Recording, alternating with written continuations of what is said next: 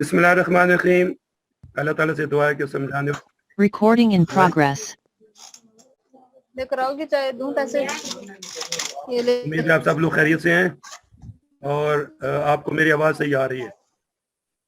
میں نے چاہنے کی نہیں.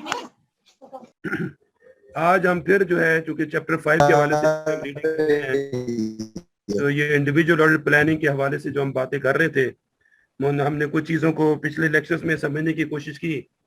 آج ان میں سے کچھ مزید چیزیں ہم دیکھیں گے وہ کیا چیزیں ہیں جو ایک آڈیٹر کے لیے بڑی ضروری ہیں. تو اس حوالے سے آج کا جو ہمارا یہ چیپٹر ہے یہ بڑی امپورٹنٹ، اس کے اندر چیزیں ہم ڈسکس کریں گے انشاءاللہ، کیونکہ جو ہم یہ دیکھیں گے کہ مختلف قسم کے انالیسز کون سے پرفارم کر سکتا ہے ایک فائنینشیل اسٹیٹمنٹ کے اوپر ایک آڈیٹر، اور ان میں سے کیسے رزلٹ نکالے گا. وہ فائنینشیل جو یہ ٹیکنیکس ہیں، انالیسز ٹیکنیکس ہیں، جو یہ پروسیجرز ہیں کیا ہوتے ہیں، یہ کیسے اپنا فنکشن کرتے ہیں، ان میں سے کیسے ہم اپنے ریزلٹس جو ہیں وہ ڈیرائیو کر سکتے ہیں. اور پھر ہم یہ بھی دیکھیں گے کہ جو انٹرنل آڈیٹرز ہوتے ہیں کسی بھی محکمے کے اندر، ان کے ساتھ ہم اپنا کیسا ان کے ساتھ رابطہ ہم نے مینٹین کرنا ہے، کوآپریشن ان کے ساتھ کیسے کرنا ہے. ان چیزوں کو بھی انشاءاللہ اس کے اندر ہم دیکھیں گے آج کے اس چیپٹر میں. تو امید ہے کہ انشاءاللہ آج کے بھی یہ بچوں کے بڑا امپورٹنٹ چیپٹر ہے ہمارا، اس کے حوالے سے ہم چیزوں کو دیکھتے ہیں. تو سب سے پہلی جو ہماری یہ بات ہے ہم اس کو کہہ رہے ہیں کہ انالیٹیکل پروسیجرز ہیں. جی یہ بڑا امپورٹنٹ چونکہ انالیٹک پروسیجر جو ہے یہ پرفارم کرنا بڑا امپورٹنٹ ہوتا ہے کسی بھی آڈیٹر کے لیے. تو یہ کیسے ہوتے ہیں، ان کی کیا امپورٹنس ہے، ذرا یہ دیکھتے جاتے ہیں. یہ کیا ہے کہ انالیٹیکل پروسیجرز ہوتے کیا ہیں. Analytical procedures are techniques used by the auditors. کس پرپس کے لیے؟ Number 1 to form expectations as to what the recorded amounts should be by studying the relationships among elements of financial and non-financial information. یعنی auditor کے لیے بڑا ضروری ہوتا ہے کہ جو اس کے پاس انفارمیشن ہے اس کے بارے میں وہ کیا ایکسپیکٹ کیا کرتا ہے، کہ اس میں سے کچھ تو ایسی ہوگی کہ کوئی جو فائنینشیل ایلیمنٹس ہوں گے، ریکارڈ ہوگا، ڈیٹا ہوگا، کچھ نان فائنینشیل قسم کی انفارمیشن جو اس کے پاس اویلیبل ہوگی. تو ان سارے کا ریلیشن شپ آپس میں کیا ہے، اس ریلیشن شپ کو اسٹڈی کرنے کے لیے یہ انالیٹیکل پروسیجر جو ہے یہ بڑا ہیلپ آؤٹ کرتے ہیں. ہم دیکھتے ہیں کہ آگے کیا کیا کیسے کیا چیزیں ہوتی ہیں، تو ہم آگے ان کو ڈیٹیل سے دیکھتے جائیں گے. یعنی ہم یہ یہاں پہ تو ہم یہ جاننے کی کوشش کر رہے ہیں کہ انالیٹیکل پروسیجرز جو ہیں جب یوز کیے جاتے ہیں تو اس کو کیا فائدہ ہوتا ہے آڈیٹر کو. Number 2 compare those expectations with the recorded amounts. اب جب وہ ایکسپیکٹیشن نکلیں گے، جو بھی اس میں سے وہ رزلٹ نکلے گا انالیٹیکل پروسیجر کے رزلٹ کے طور پر، تو جو انفارمیشن ریکارڈڈ ہے اس کے پاس فائنینشیل اسٹیٹمنٹ میں یا جو بکس آف اکاؤنٹس ہوں گی جن کو وہ چیک کر رہا ہوگا، تو ان کے بارے میں اس کی جو اماؤنٹس اس کے پاس اویلیبل ہیں ان کے ساتھ وہ کمپیئر کر کے دیکھے گا کہ جو ایکسپیکٹیشنز اس نے بنائی ہیں وہ کہاں تک اسے میچ کرتی ہیں. اور الٹیمیٹلی یہ کہ draw conclusions about entity operations, inherent risk and control risk and the completeness and accuracy of the recorded amount.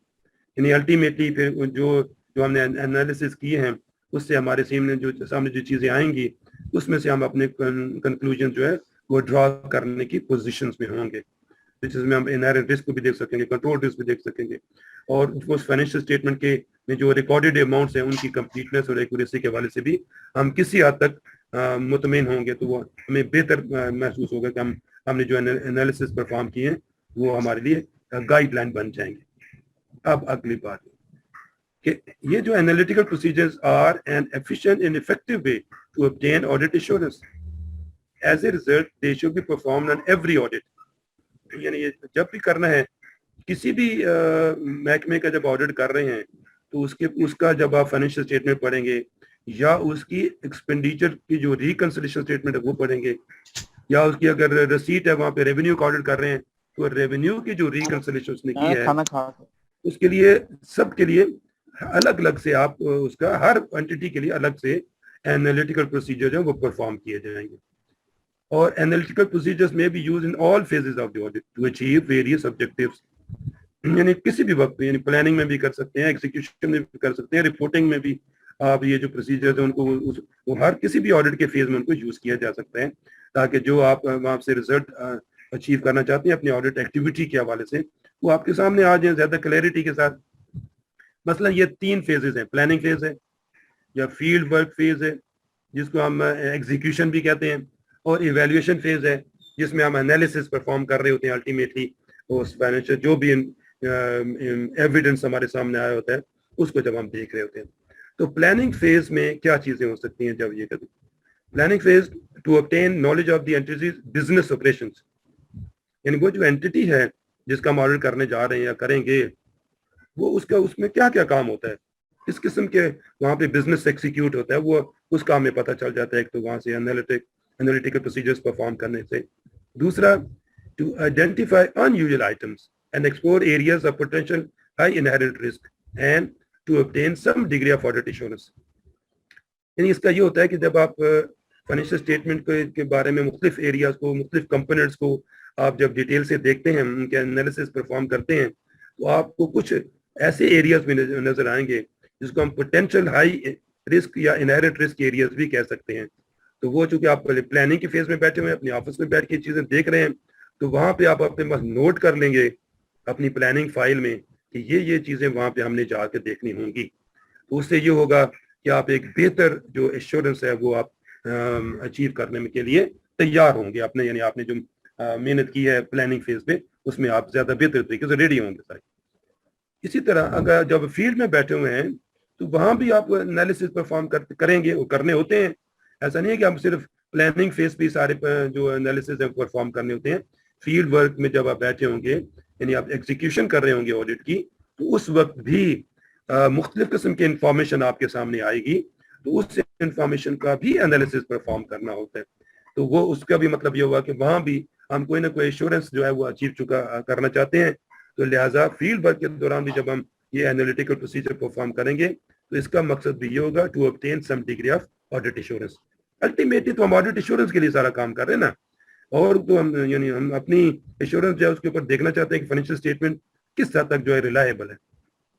اور آخری جو بات ہے کہ ایویلویشن فیز میں بھی ہم کر سکتے ہیں. اس میں کیا ہوگا, to assess the internal consistency and overall reasonableness of the financial statements using the auditor's knowledge of the entity and to obtain some degree of audit assurance. یعنی یہ ہے کہ جب ایویلویشن فیز میں ہم یہ بھی دیکھ رہے ہوتے ہیں کہ جب ہم فائنینشیل اسٹیٹمنٹ ہمارے سامنے موجود ہوتی ہے, تو جو ہر آڈیٹر کا ایک اپنا نالج ہوتا ہے, اس کے پاس ایک پروفیشنل ایکسپرٹیز ہوتی ہے, اسکلز ہوتی ہیں. وہ اس کے دوران جو چیزیں اس کے سامنے آتی رہتی ہیں ایویلویشن کے درمیان بھی, ان کے انالیسس بھی وہ پرفارم کرتا رہتا ہے. ان انالیسس کو بھی چونکہ وہ جب رپورٹ کرنا ہے تو ان انالیسس کو بھی رپورٹ کر دیتا ہے کہ یہ والے تو چیزیں تھیں جو ہم نے پلاننگ پہ کی. وہ پھر بتائے گا کہ پلاننگ کے فیز پہ ہم نے جو کی تھی وہ یہ تھیں. جب فیلڈ ورک میں ہم فیلڈ ورک ایگزیکیوشن کر رہے تھے, اس میں جو ہمارے سامنے جو انالیسز ہوئے اور ان کے جو ریزلٹس ہمارے سامنے آئے وہ یہ تھے. اور پھر ایویلویشن فیز پہ ہمارے پاس سامنے جو چیزیں آئی ہیں at the end of the whole activity, وہ اس کے سامنے بھی وہ چیزیں بیان کر دے گا آڈیٹر. الٹیمیٹلی پھر اس میں بھی یہی ہے کہ آپ نے ایک degree of audit assurance achieve کرنی ہے اس ساری ایکٹیویٹی کے بعد. یعنی جو ہم انالیٹیکل پروسیجرز ہیں وہ بیسیکلی ہمیں ہیلپ آؤٹ کریں گے اپنی ایشورنس کو زیادہ بہتر اچیو کرنے کے. اب نیکسٹ بات میں کیا ہے, the auditor can derive various levels of assurance from analytical procedures depending on how rigorously the analytical procedures are designed and performed, and there are several different types of analytical procedures. اب یہ دیکھنا ہوگا کیونکہ مختلف قسم کے analytical procedures ہیں. اب یہ پھر ڈیپینڈ کرے گا کہ جو آڈیٹر انالیسس پرفارم کر رہا ہے اس کو کون سے انالیسس کرنا بہتر آتے ہیں, کون سی ٹائپ کا جو پروسیجرز ہیں وہ زیادہ بہتر طریقے سے کر سکتا ہے, تاکہ ان کی بیسس پہ اپنے جو اس نے پروسیجر ڈیزائن کیے ہیں وہ ان کو پرفارم بھی کر سکے نا, وہاں اچھے طریقے سے دیکھ بھی سکے فیلڈ میں جا کے. تو اس کے لیے مطلب یہ ہوا کہ at the time of planning and audit, auditor جب اپنے انالیٹیکل پروسیجرز کرے گا تو اس کو بڑی ڈیٹیل سے کرنے ہوں گے تاکہ ان انالیٹیکل پروسیجرز سے جو کچھ بھی اس کو اچیو ہوا ہے وہ فیلڈ میں جا کے اچھے طریقے سے دیکھ سکے. اب وہ چونکہ مختلف قسم کے ہیں انالیٹیکل پروسیجرز, تو ان انالیٹیکل پروسیجر میں کون کون سے ہوتے ہیں اس کو ہم آپ دیکھنے کی کوشش کرتے ہیں. یہ ہیں جی, there are 5 types of analytical procedures. Number 1, general reviews for reasonableness. Number 2, comparative analysis. Number 3, predictive analysis. Number 4, statistical analysis. and number 5 overall verification procedures. یہ وہ 5 types of analytical procedures ہیں جو اگر ہم پرفارم کرتے ہیں اچھے طریقے سے، ان میں سے کوئی ایک بھی ہو سکتا ہے اور زیادہ بھی ہو سکتے ہیں، لیکن عام طور پر کنسسٹنسی سے ہم کسی ایک کو اڈاپٹ کر لیتے ہیں ایک فائنینشیل اسٹیٹمنٹ کے لیے، تو اس کے اوپر ہم اپنا کام کرتے رہتے ہیں. اچھا، اب وہ کوئی بھی ہو سکتا ہے، جس کو بھی ہم اڈاپٹ کریں گے اس کو پھر ہم کنسسٹنسی کے ساتھ وہاں پہ ہم اڈاپٹ کرتے جائیں گے. ان 5 کو اب ہم ذرا ڈیٹیل سے دیکھتے ہیں کہ یہ 5 میں کیا ہوتے ہیں اور یہ کس طرح سے کرنے چاہیے، اس کا کیا بہتر طریقہ ہوگا پھر ہمارے پاس کرنے کے لیے. یہ ہے جی number 1 general reviews for reasonableness. These analytical procedures involve a high level comparison of current information with previous periods, budgets or statistics from the entity. یعنی مطلب یہ ہوا یہ جو انالیٹیکل پروسیجر جنرل ریویوز کرنا ہے، جو ریزنیبلنس چیک کرنے کے لیے کسی بھی جو فائنینشیل اسٹیٹمنٹ کی، تو اس کے فائنینشیل اسٹیٹمنٹ کے جو پریویس پیریڈ گزرا ہے یا پریویس بجٹ ہے جو بجٹ اس کا تھا، یا جو پریویس اسٹیٹسٹک ہم نے جو کیے تھے اس کے ساتھ ہم اس کو کمپیئر کر رہے ہوتے ہیں. جو کرنٹ سال کی انفارمیشن ہوتی ہے اس سے ہمیں پتہ چلتا ہے کہ کون سی چیز ایکسیس ہوئی ہے، کون سی لیپس ہوئی ہے، کہاں پہ کوئی پرابلمس ہیں پچھلے سال کے حوالے سے. یہ ہم یعنی کمپیریزن ہم کر رہے ہوتے ہیں ان کی مختلف چیزوں کا کمپیریزن کر کے پچھلے سال کے جو حوالے اس کے حوالے سے کرنٹ ایئرس کی جو انفارمیشن ہمارے پاس اویلیبل اس کو ہم اس سے کمپیئر کر رہے ہوتے ہیں. تو اس میں کیا ہوتا ہے کہ ایک خاص بات جو یہ ذہن میں رکھنے والی، no predetermined threshold amount is specified for identifying significant fluctuation. اب کوئی پہلے سے ہم نے ذہن میں کوئی ایسی اماؤنٹ نہیں بنائی ہوتی کہ 5%، 10% یا 15% یا کہ جو بھی ایک پرسنٹیج ہم نے پہلے سے کوئی ڈیٹرمن نہیں کی ہوتی کہ اتنے % تک اگر کوئی چینجز اوپر نیچے ہوتی ہیں تو ہم وہ ہمارے لیے سیریس ہوں گی. اس میں کوئی ایسی تھریش ہولڈ اس کو ہم کہتے ہیں، وہ جو اماؤنٹ ہے کوئی ہم کو پہلے سے ڈیٹرمن نہیں کرتے. جو یعنی قسم کی جو فلکچویشن ہمیں نظر آئیں گی ان کو ریفر کرنے کے لیے. یہ کچھ ساتھیوں کے جو اپنے مائکس ہیں وہ آن ہوئے تو ان کو ذرا کائنڈلی میوٹ کر دیں، آج کا اور بھی آوازیں آنی شروع ہو جاتی ہیں، وہ سارے اس کو میوٹ کر کے رکھیں. اچھا جی، اگلی بات کیا ہے؟ یہ جو process is some time refer to as eyeballing as well. The financial statement financial statement کو آئی بالنگ یعنی ایک غور سے چیزوں کو ایک نظر دیکھنا ایسے ہی کہ مختلف کاغذوں کو، مختلف انفارمیشن کو، مختلف فگرز کو، مختلف بیلنسز کو، مختلف جو نام لکھے ہوئے چیزیں لکھی ہوئی ان کو دیکھنا کہ کیا ہو سکتا ہے. Looking for accounts that appear to be unusual in amount in volume of activity etcetera. یہ کوئی ایسی فگر تو نہیں ہے وہاں پہ کہ جو مجھے انیوزل لگ رہی ہو اس فائنینشیل اسٹیٹمنٹ کے اندر.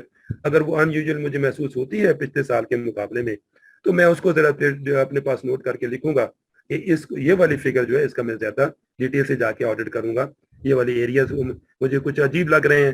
اسی طرح the objective of this type of analysis is generally to decide where to focus audit attention.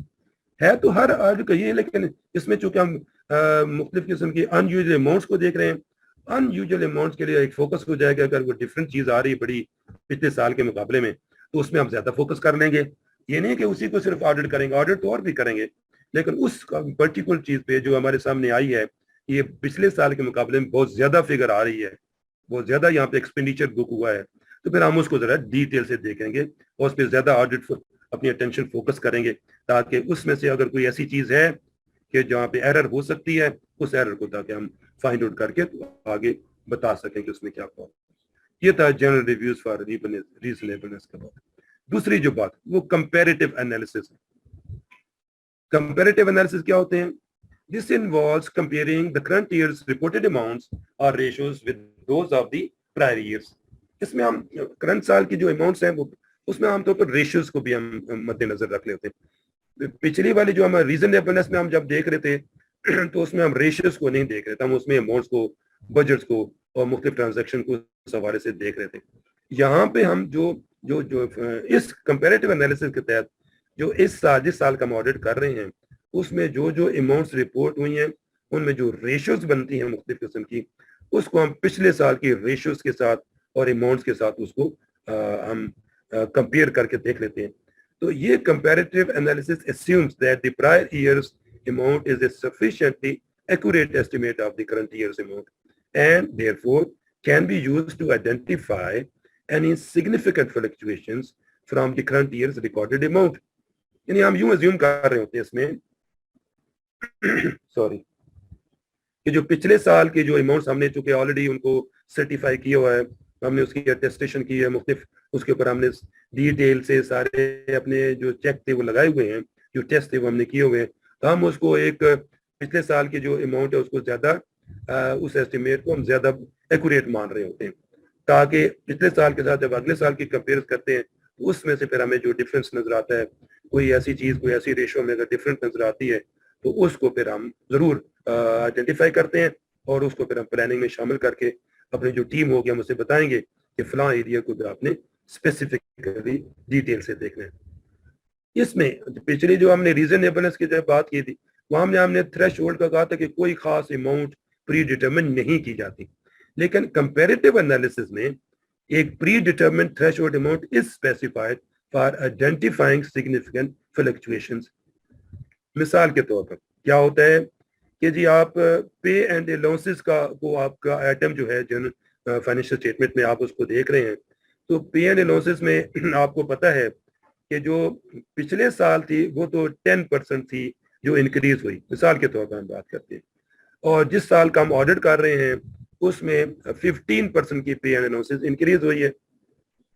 अब पिछले साल की अमाउंट के मुकाबले में इस साल की जो इस साल का हम ऑडिट कर रहे हैं जिसको हम करंट ईयर कह रहे हैं, जिसकी फाइनेंशियल स्टेटमेंट हमारे पास अब आई ऑडिट करने के लिए, उसकी जो पे एंड अलाउंसेस हैं उसको जब हम उसकी अमाउंट्स को देखते हैं कि पिछले साल की और इस साल में डिफरेंस कितना है, तो वो जो डिफरेंस है क्या वो 15% ही बनता है या 15% से ज्यादा बनता है या फिर 15% से कम बनता है, तो वो जो फ्लक्चुएशन होगी उसको हम नोट करेंगे, देखेंगे, फिर जाके के फील्ड में जब जाएंगे तो जाके मैनेजमेंट से पूछेंगे कि बताएं अगर पिछले साल तो आपके जो पे एंड अलाउंसेस थे जब बढ़े थे तो इतने थे, इस साल 15% बढ़ने चाहिए थे, लेकिन ये 15% की बजाय ये तो 35% की इंक्रीज हमें नजर आ रही है आपके पे एंड अलाउंसेस में, तो व्हाट आर द रीजंस। हम ये हमें उसकी वो जो इंक्रीज हुई है, चूंकि हमने 15% की थ्रेशोल्ड अमाउंट रखी थी, उससे कोई भी चीज अगर ऊपर जा रही है तो वो हमारे लिए सिग्निफिकेंट फ्लक्चुएशन होगी, जिसको फिर हम अपने फील्ड में जाकर उन चीजों को नोट करके देखेंगे कि वहां पे किस एरिया में क्या प्रॉब्लम है, तो बाकी वो ठीक है जो कुछ रिपोर्ट कर रहे हैं या उसमें कोई प्रॉब्लम। जो तीसरी बात है एनालिसिस के अंदर वो है प्रिडिक्टिव एनालिसिस। ये भी एक बड़ा इंपॉर्टेंट एनालिसिस है।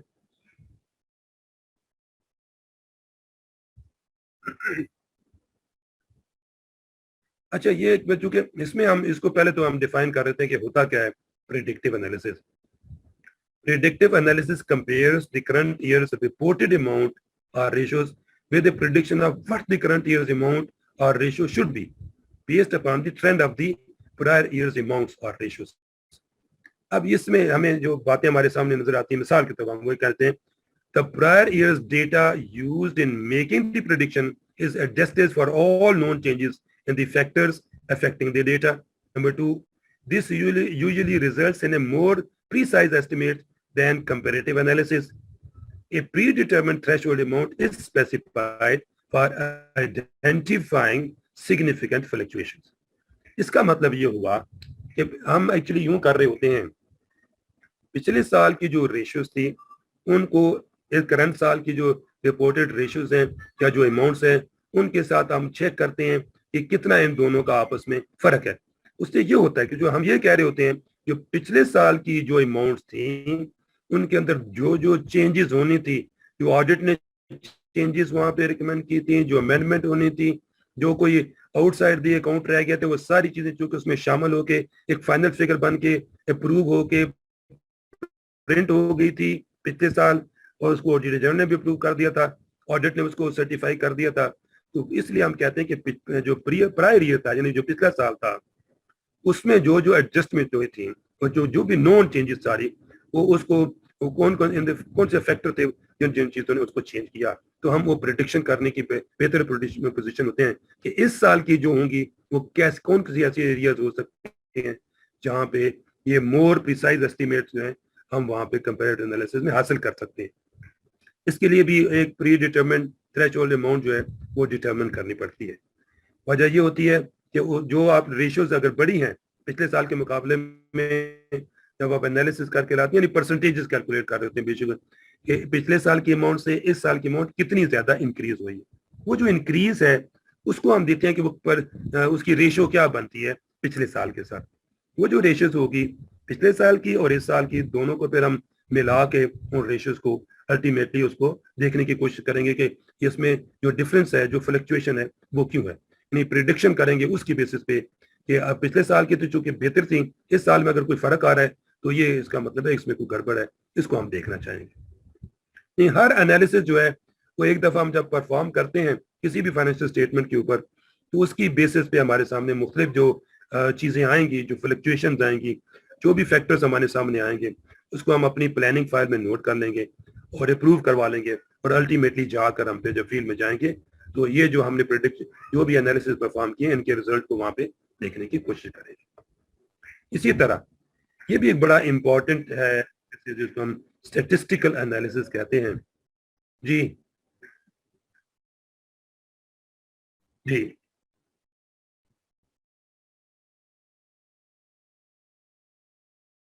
نہیں کرائٹیریا پچھلا سال ہی ہے، اس میں جو پچھلے سال کے جو ریشوز تھیں یا اماؤنٹ تھیں انہی کو ہم نے بیس بنانا ہوتا ہے اور کوئی کرائٹیریا اس کا نہیں ہوتا، سیپریٹ کرائٹیریا نہیں ہوتا. کیونکہ ہم یہ ہماری جو ہم نے جیسے بات کی نا، جو پہلا پوائنٹ جیسے میں اس میں لکھا ہے کہ جو پچھلے سال کی جو بھی اماؤنٹس ہیں ان میں جو بھی ایڈجسٹمنٹ ہونی تھیں وہ ساری ہو کے فائنل اماؤنٹ ہمارے سامنے ایک وہاں پہ اپرووڈ اماؤنٹ پتی ہے، جو چینجز اس کے اندر ہوتے ہیں ہمارے پاس موجود ہوتی ہے وہ فگر. اور چونکہ جو فائنینشیل اسٹیٹمنٹ ہوتی ہے آپ دیکھتے ہیں کہ اس کے اندر پچھلے سال کی بھی اماؤنٹس دی ہوتی ہیں اور کرنٹ ایئر کی بھی اماؤنٹس دی ہوتی ہیں. آپ کا دونوں اماؤنٹس آلریڈی وہاں پہ موجود ہوتی ہیں کرنٹ ایئر کے اندر ہی، پچھلے سال کی بھی. آپ انہیں تبھی تو آپ انالیسس کریں گے نا کہ پچھلے سال کی آگے اماؤنٹ ہوئی تو وہ جو ریشوز ہیں پچھلے سال کی انہیں کو ہم بیس بناتے ہیں پھر اور آگے پیچھے پریڈکشن نہیں کریں گے ورنہ تو گڑبڑ ہو جائے گی نا ہماری. اس لیے ہم صرف پچھلے سال کی جو ریشوز ہیں اسی کو یوز کریں گے اگلے سال کی ریشوز کے لیے. ٹھیک ہے جی، آگے چلتے ہیں. پریڈکٹیو انالیسس جی سر، ٹھیک پریڈکٹیو انالیسس میں فرق بتا دیجیے گا سر، کیونکہ ان دونوں میں ہم پچھلے لاسٹ ایئر کے مطلب ریشیوز کو کمپیئر کرتے ہیں کرنٹ ایئر کے ساتھ، تو دونوں میں کیا فرق ہوا سر؟ نہیں فرق یہ ہے کہ ریشیوز کو اور اماؤنٹس کو تو سارے میں کرنا ہے نا، کسی میں بھی نہیں ہے. یعنی کوئی ایسا نہیں ہے کہ جس میں ہم اماؤنٹ کو یا ریشیوز کو چھوڑ دیں گے، ہوتی ہیں. اب ڈیپینڈ کرے گا کہ کس چیز کو آپ زیادہ فوکس کر کے جس کے اوپر آپ کام کر رہے ہیں. یعنی جب آپ پریڈکشن کر رہے ہوتے ہیں کسی چیز کے بارے میں، آپ پریڈکٹ کرتے ہیں کہ اس کو زیادہ سے زیادہ 20% بڑھنا چاہیے، 10% بڑھنا چاہیے. وہ جو آپ کے پریڈکشنز ہیں اس کے مطابق یہ آپ کی ایکسپیکٹیشن ہے نا اس اماؤنٹ کے اوپر کہ یہ اتنی 10% سے زیادہ نہیں انکریز ہونی چاہیے. لیکن اگر وہ 10% سے زیادہ انکریز ہوئی ہے تو آپ اس کی بیسس پہ پریڈکٹ کر رہے ہوتے ہیں کہ پچھلے سال کی جو ریشو تھی وہ تو ڈیفرنٹ تھی، اس سال کی جو ریشو بن رہی ہے بہت زیادہ بن رہی ہے. تو یہ آڈیٹر کے لیے سیریس ہے. یعنی اس ریشو کو جو نئے سال کی جو ریشو اس نے فائنڈ آؤٹ کی ہے اس کو اپنے پاس وہ نوٹ کر لے گا. کیونکہ پلاننگ سٹیج میں ہم بیٹھے ہوئے نا، ہم فائنینشیل انالیسس کر رہے ہیں فائنینشیل اسٹیٹمنٹ کے، تو اس کی بیسس پہ وہ اپنے پاس نوٹ کر کے رکھ لے گا. جو بھی ٹیم جائے گی اس کو بتائے گا کہ میں نے یہ انالیسس پرفارم کیے تھے، یہ والا پرفارمنس. کیونکہ ہر قسم کا انالیسس نہیں کرنا اس پر ایک فائنینشیل اسٹیٹمنٹ کے اوپر، ایک فائنینشیل اسٹیٹمنٹ کے اوپر ایک قسم کا کرنا ہے، کوئی بھی ایک کرنا ہوگا، سارے نہیں کرنے ہوتے. یہ بات بھی ذرا ذہن میں رکھیں کیونکہ ایک مخصوص قسم کا انالیسس ہم کر رہے ہوں گے، اس کے جو بھی رزلٹ آئیں گے اس کو ہم اپنی ٹیم کو بتا دیں گے کہ اب آپ نے فیلڈ میں جا کر ان چیزوں کو اس دھیان سے اس حوالے سے دیکھنا ہے کہ پچھلے سال کی اگر ہم اس کی ریشوز کو دیکھنا چاہ رہے ہیں تو اس سال کی ریشو کو ریشو کے حوالے سے دیکھیں. پچھلے سال کی اماؤنٹس کو دیکھنا چاہتے ہیں تو اس سال کی اماؤنٹس کو صرف دیکھنا چاہتے ہیں. وہ بیلنسز کو ہم ٹیلی کرنا چاہ رہے ہیں تو اس کو بیلنسز کے حوالے سے دیکھیں. تو اس طرح سے ہم کمپیریٹو ہونا پچھلے سال کے ساتھ یہ کمپیریٹو جو بھی ہونا ہے، کیونکہ اور تو اب اس سال کے لیے آپ کا اور کوئی چیز آپ کے ساتھ اویلیبل نہیں ہے جس کو آپ بیس بنا سکیں.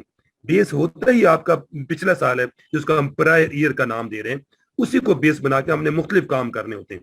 یا تو آپ ٹوٹل اماؤنٹ کو سامنے رکھ لیتے ہیں کہ وہ اتنی بڑی کیوں ہو گئی ہے، یا ان دونوں اماؤنٹس کا جو ڈفرنس آیا ہے اس کا ہم انالیسس کر رہے ہوتے ہیں.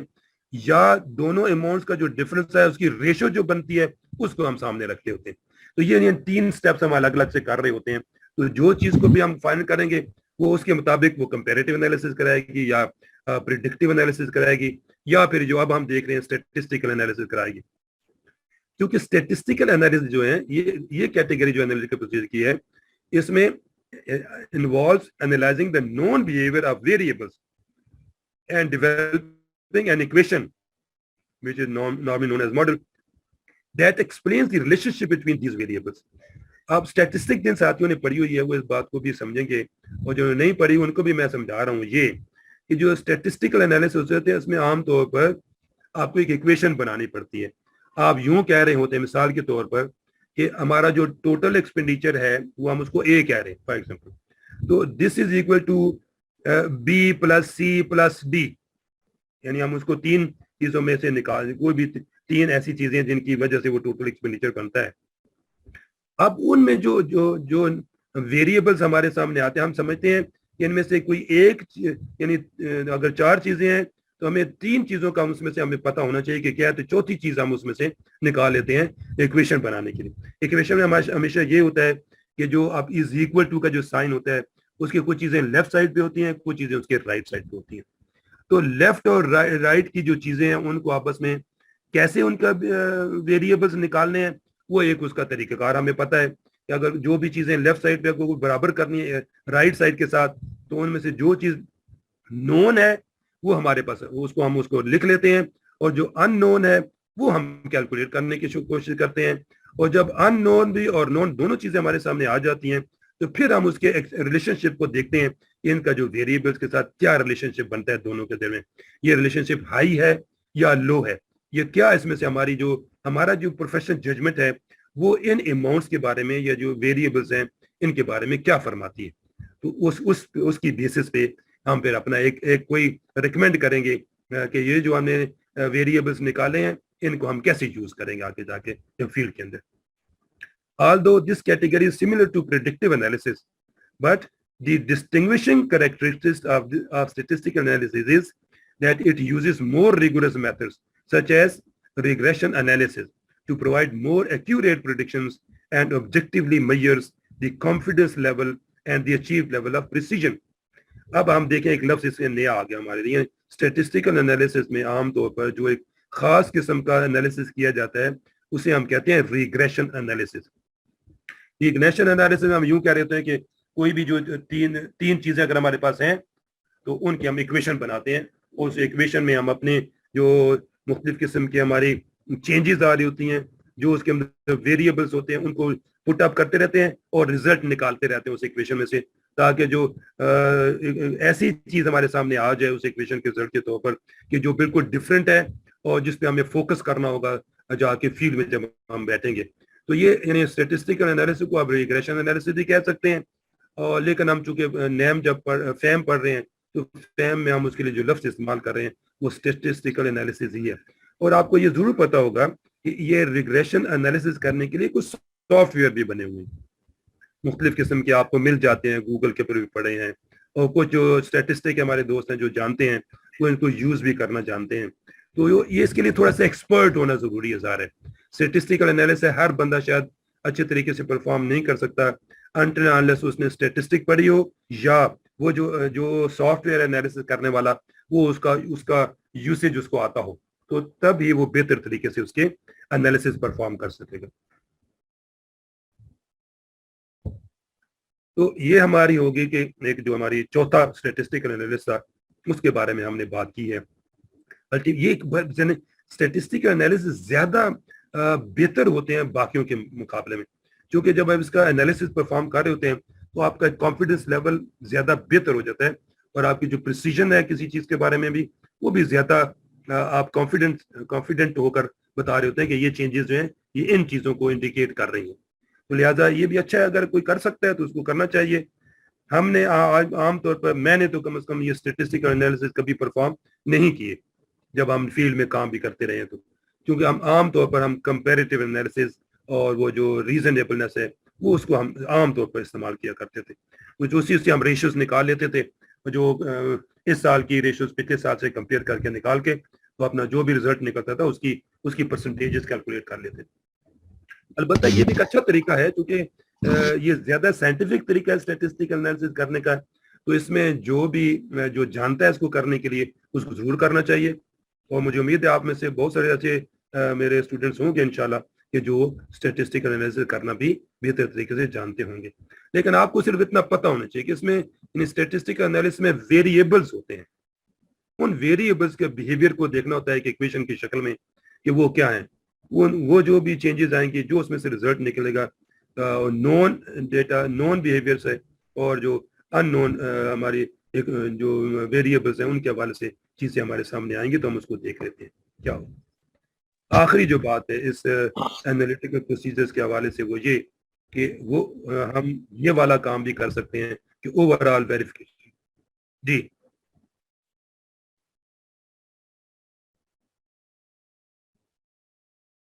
جی اسٹیٹسٹکل سے دیکھیں نا, ہم یہ کہتے ہیں کہ جی ہماری جو فائنینشیل اسٹیٹمنٹ ہے اس کے اندر ہمارے جو فورن ڈیٹس ہیں فار ایگزامپل وہ ہمارے پاس اس کی ڈیٹیل آ جائے گی.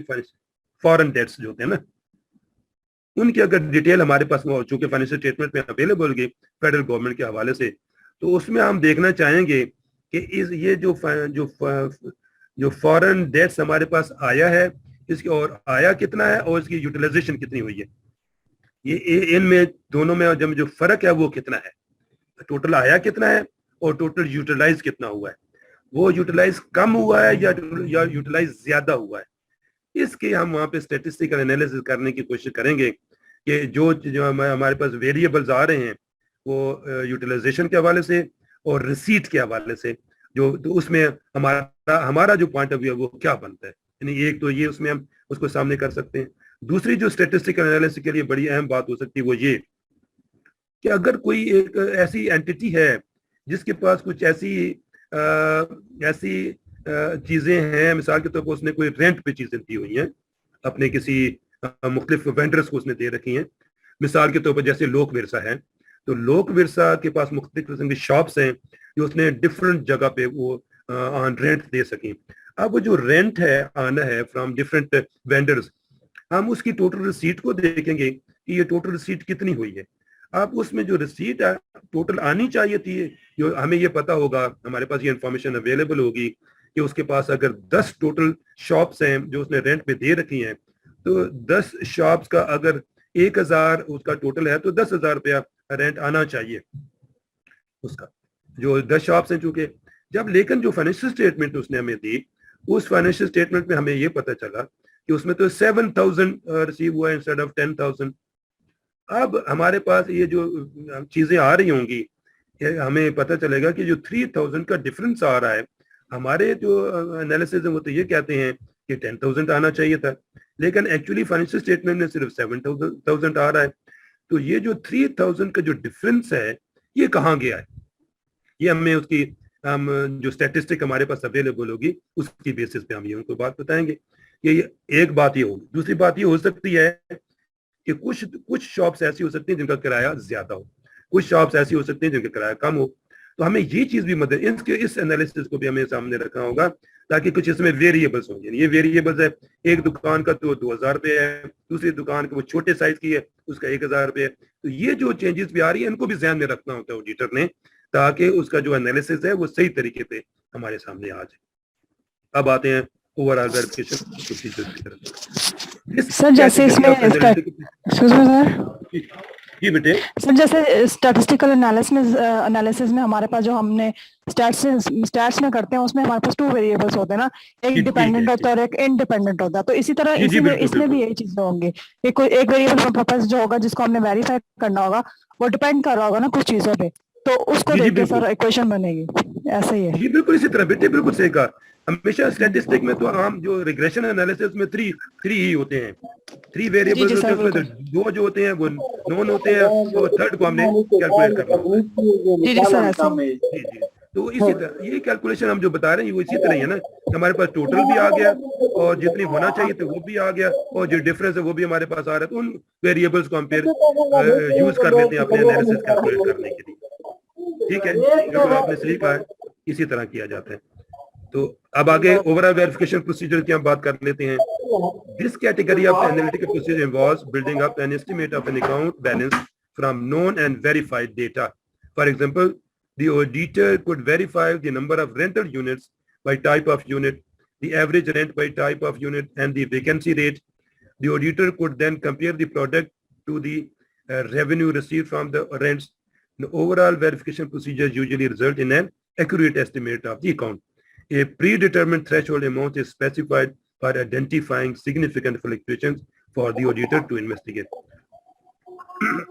یہ جو ابھی میں نے جیسے آپ کے سامنے بیان کیا پچھلی سلائیڈ کے حوالے سے بھی، تو یہ بات یہ ہوگی کہ جو بھی ریونیو آنا ہے تو اس کو ہم چیک کر لیتے ہیں کہ وہ کتنا آنا چاہیے تھا اور کتنا آیا ہے. اس میں جو ڈفرنس آ رہا ہے وہ پچھلے سال کے مقابلے میں، وہ ہم پوچھیں گے کہ ڈفرنس کیوں آ رہا ہے. اس کو یہ جب آئیڈینٹیفائی ہو جائے گا اس کی ہم انویسٹیگیشن کر لیں گے کہ کیا ریزنز ہیں.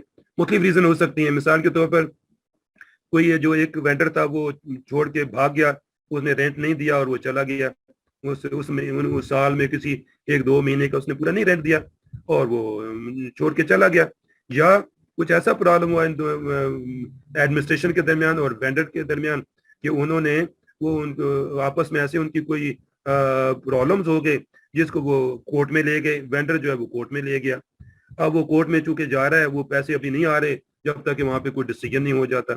تو اس وجہ سے مختلف چیزیں پھر ہمارے سامنے آئیں گی کہ یہ جو ڈفرینس آ رہا ہے ہمارے پاس، جو ریونیو ہم نے جو ایسٹیمیٹ بنایا تھا پچھلے سال کے مقابلے میں اور اس سال کے مقابلے میں، تو جو ڈفرینس آ رہا ہے تو اس کی ریزنس کیا ہیں. تو یہ تو ابھی تو ہم چونکہ آفس میں بیٹھ، ابھی ہم نے یہ سوچنا ہے اور یہ ذہن میں رکھنا ہے کہ ہم آفس میں بیٹھ کے سارے کام کر رہے ہیں اور اپنے پاس پلاننگ فائل میں ان چیزوں کو نوٹ کر رہے ہیں.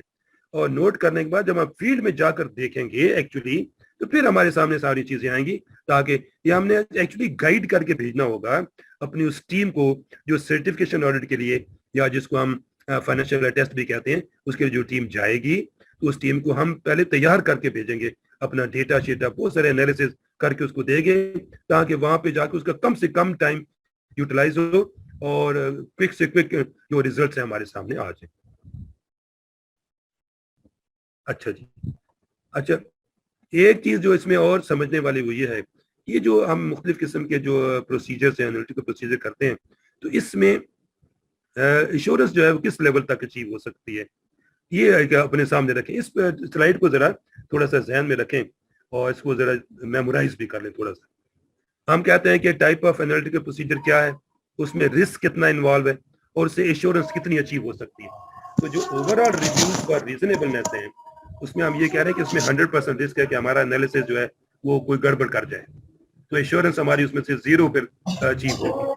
لیکن جو باقی انالیسس ہیں، جو 4 باقی انالیسس ہیں 5 میں سے، ان میں سے ہر ایک ایک اپنا لیول ہے جو جہاں سے ایشورنس ہم زیادہ بہتر ایشورنس جس میں سے ہم اچیو کر سکتے ہیں. تو اس میں سب سے جو کم ہم جس کو کہہ رہے ہیں وہ تو اوور آل تھی، لیکن کمپیریٹیو انالیسس ایسا ہے جس میں 70% اور مور رسک انوالو ہے کہ ہم کمپیریزن کرتے ہوئے شاید بہتر کمپیریزن نہ کر سکیں. تو اس سے بھی ہم جو ایشورنس ہمیں اچیو ہونے کی توقع ہے وہ 30% اپ ٹو 30% ہے. اسی طرح پریڈکٹیو انالیسس میں سے 50-50 ہے، یعنی ہم رسک 50% رسک بھی اس کے اندر بھی اور ایشورنس بھی 50% اچیو ہونے کے چانسز ہیں جب ہم اگر پریڈکٹیو انالیسس کرتے ہیں. لیکن اسٹیٹسٹیکل انالیسس اگر ہم پرفارم کرتے ہیں، اگر ہم اچھے طریقے سے پرفارم کرنے آتے ہیں، تو پھر اس میں 30% رسک رہ جائے گا اور ہماری ایشورنس کا لیول انکریز ہو جائے گا which would increase up to 70%. اسی طرح جو اوور آل ویریفیکیشن پروسیجرز ہیں، یہ اس میں ہمارے جو رسک ہے وہ 10% کے قریب یا تھوڑا بہت اوپر نیچے ہو سکتا ہے، لیکن اس میں ایشورنس ہم اپ ٹو 90% ہمیں ایشورنس جو ہے وہ اچیو کرنی ہوتی ہے. ہاں البتہ ضروری ہے، یہ گائیڈ لائنس ہیں جو ہم کر رہے ہیں، یہ کسی صورت میں بھی جو پروفیشنل ججمنٹ ہے ہماری، جو ایز این ایڈیٹر ہماری ایکسپرٹیز ہے، اس کو یہ کسی صورت میں بھی ریپلیس نہیں کر سکتی ہے. ہم کام تو کرتے ہیں بیٹھ کے اپنے اپنے آفیسز میں، اور اس کو ہم گائیڈ لائنس کو مد نظر رکھتے ہوئے اپنی پلاننگ کو فائنلائز کر رہے ہوتے ہیں اور اپنے جو ٹیم ہے اس کو تیار کر رہے ہوتے ہیں ذہنی طور پر کہ آپ نے ان چیزوں کو دیکھنا ہے. لیکن جب ہم پلاننگ کر رہے ہیں تو اس کے اندر کہیں پہ بھی کوئی ہمارے لیے شارٹ کمنگ ہو سکتی ہے. اس کو بہرحال آڈیٹر نے پروفیشنل ججمنٹ کو بھی یوز کرنا ہوتا ہے کہ وہ اس کو کسی صورت میں چھوڑے گا نہیں، صرف اپنے انالیسس پہ نہیں سارا کچھ چھوڑ دے گا، बल्कि अपनी जो एक्सपर्टीज है, जो स्किल्स उसके पास अवेलेबल हैं, जो उसके पास हिस्टोरिकल नॉलेज है उस एंटिटी का जिसका वो ऑडिट करने के लिए जा रहा है, उसके अंदर जो उसकी प्रोफेशनल जजमेंट है उसको भी यूज करेगा और करना चाहिए। अब ये था हमारा इस हवाले से जो काम था, इसमें के जी एनालिसिस क्या क्या होते हैं। तो अगर आपसे कोई पूछे कि कितने टाइप्स होते हैं, आप कम से कम 5 टाइप्स ऑफ एनालिटिकल प्रोसीजर्स हैं, उसमें से सबको तो नहीं आपसे कोई पूछेगा कि आप, क्योंकि टाइम इतना नहीं होता कि सब को डिटेल से लिखा जा सके। तो लिहाजा हम जब प्रैक्टिकल कर रहे होते हैं तो उसमें जो हमारे पास standard audit working paper kit है उसमें एनालिटिकल प्रोसीजर का एक फॉर्म दिया उसको असेसमेंट करने के लिए, उसमें मुख्तलिफ किस्म के क्वेश्चन हैं, उसको हम क्वेश्चन का जो आंसर देते हैं तो उसमें हमें जो प्रोसीजर इस्तेमाल करके जो भी एनालिटिकल प्रोसीजर हम इस्तेमाल करेंगे उसकी बेसिस पे जो भी एश्योरेंस हमें अचीव हो रही होगी वो हम उसमें बयान कर देते हैं। अलबत्ता एक बात और भी ध्यान में रखने वाली वो ये जो कैट्स हैं, यानी कंप्यूटर असिस्टेड ऑडिटेड टेक्निक्स जो हैं, इसके बारे में कुछ इंफॉर्मेशन तो अपेंडिक्स बी जो है हमारा फैम के साथ उसमें दी है, और इसकी मदद से हम मुख्तलिफ ऑडिटर जो है वो कई किस्म के एनालिसिस इंस्टेंटेनियसली यानी क्विकली और बड़ा वेरी फास्ट तरीके से वो कैलकुलेट कर सकता है। जाहिर है कि कंप्यूटर से अगर कोई काम किया जा रहा है तो वो ज्यादा क्विकली हो जाएगा, उसकी हमें एनालिसिस जल्दी हमें मिल जाएंगे अगर हम इसको सही तरीके से इस्तेमाल करना आता है, as compare to manual calculation और मैनुअल रिजल्ट के हवाले से। If perform manually the equivalent work would consume extended audit effort. जाहिर है मैनुअली काम करने से एज कम्पेयर टू कंप्यूटर या कैट्स को यूज करते हुए मैनुअली में तो टाइम बहुत ज्यादा होगा। टाइम हमारे पास टाइम होता नहीं ऑडिट में काम करने के लिए, हमारे पास बमुश्किल वहाँ पे 5 या 8 दिन होंगे, उन 5 या 8 दिनों में हमने काम करके वापस भी आना होता है।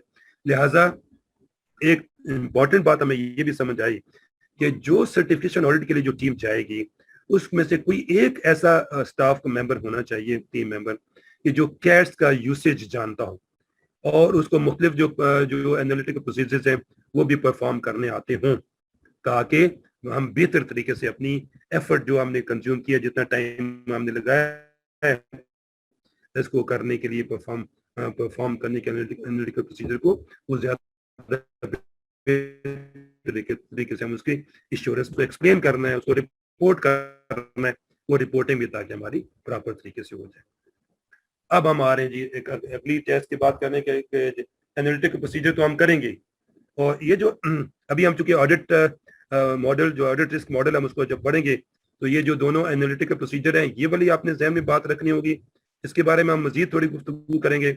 और सब्सटेंटिव टेस्ट ऑफ डिटेल्स, इसको हम STD कह रहे हैं, STD substantive test of details जो है इसको हम देखेंगे, ये भी हमने परफॉर्म करना होगा।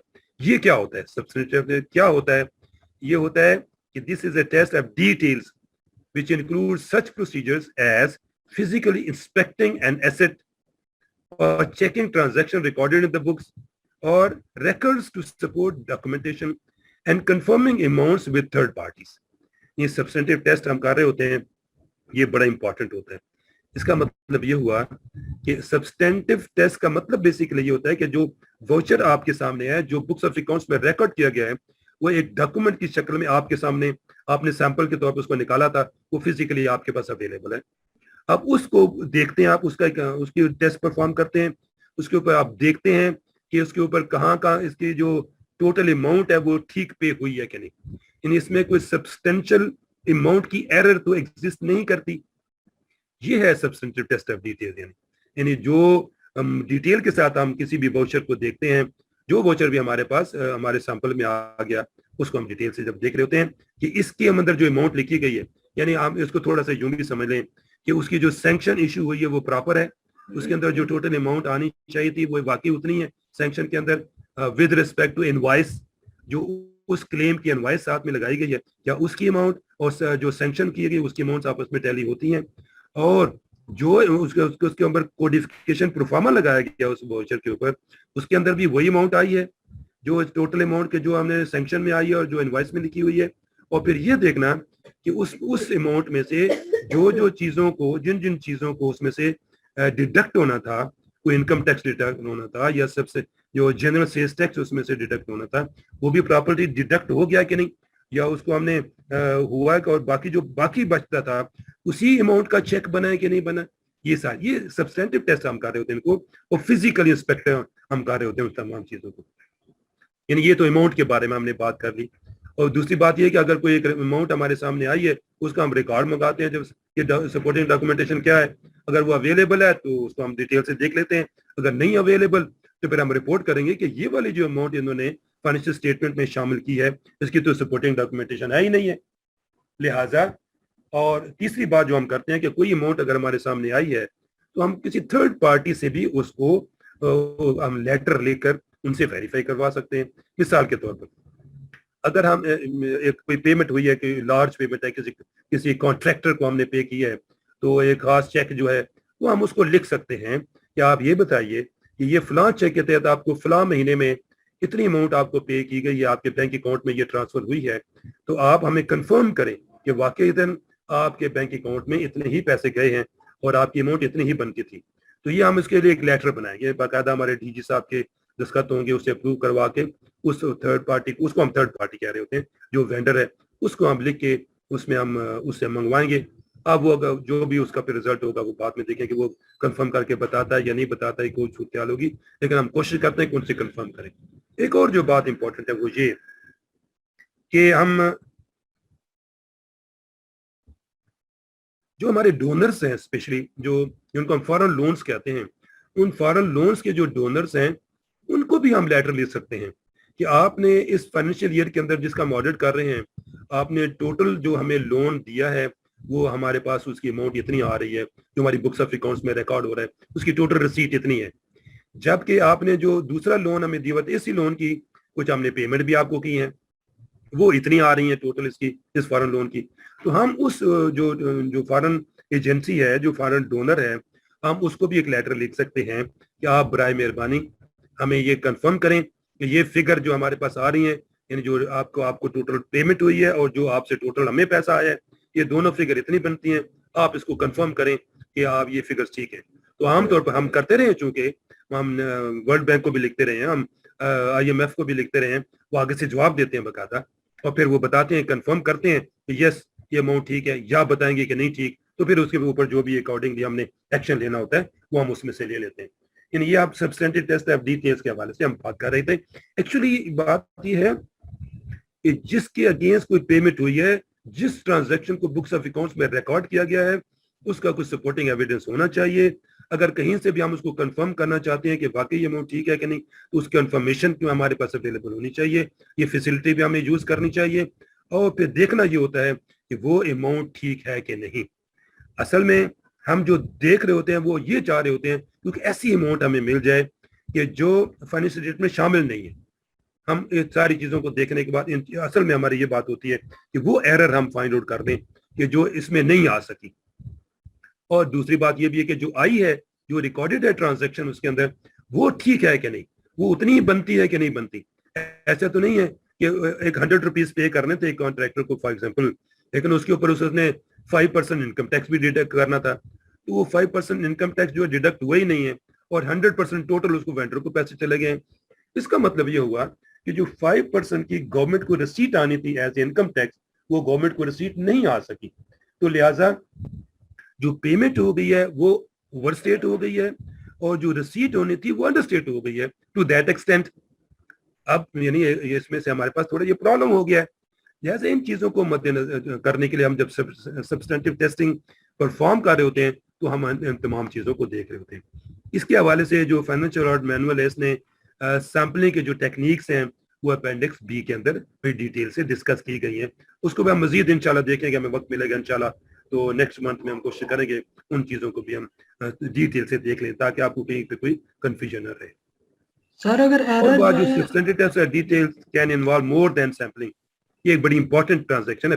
یہ سلائیڈ ہے آپ کے پاس پھر سے, کہ صرف ایسا نہیں ہے کہ ہم سیمپلنگ ہی کریں گے اور سیمپلنگ میں جو ووچر ہمارے سامنے آئے ہم ان کی ہی صرف ان کا انسپیکشن کریں گے, ان کو آڈٹ کریں گے کہ اس میں کیا کیا خرابی ہیں.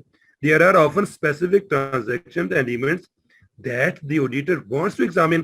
These could be, number one, very large transactions and events are high-risk transactions and events. For example, these transactions and events are referred to as individually significant transactions and events. They are often audited 100% because they are large enough that should be in error. The error could be significant. The auditor therefore does not want to risk failing to find an error in these transactions or events. Auditors often audit 100% of the individually significant transactions and events and audit a sample of the remaining transactions. अब से इस slide से हमारे सामने क्या बात आई, वो ये कि आपके पास जो है वो बड़ी इंपॉर्टेंट चीजों के दो किस्म के काम आपने करने. नंबर वन ये कि जो डिटेल आई आपके पास, जब आप फील्ड में जाके आपके पास आपने देखा कि जो ट्रांजैक्शन आई आपके पास उसकी मुख्तलिफ अमाउंट्स आपके सामने नजर आ रही होंगी, उनमें से कौन सी अमाउंट्स ऐसी हैं जो वेरी हाई हैं. आप वेरी हाई का एक लेवल प्लानिंग स्टेज पे डिटरमिन करेंगे. मिसाल के तौर पर आप कहते हैं जी जो 10 मिलियन से ऊपर की होंगी या 100 मिलियन से ऊपर की होंगी जो भी ट्रांजैक्शन, वो हमारे लिए वेरी लार्ज ट्रांजैक्शन कहलाएंगी, 100 मिलियन कह देते हैं. या उसको हम ये भी कह सकते हैं कि ये जो 100 मिलियन से ऊपर होंगी वो हमारे लिए हाई रिस्क ट्रांजैक्शन होंगी.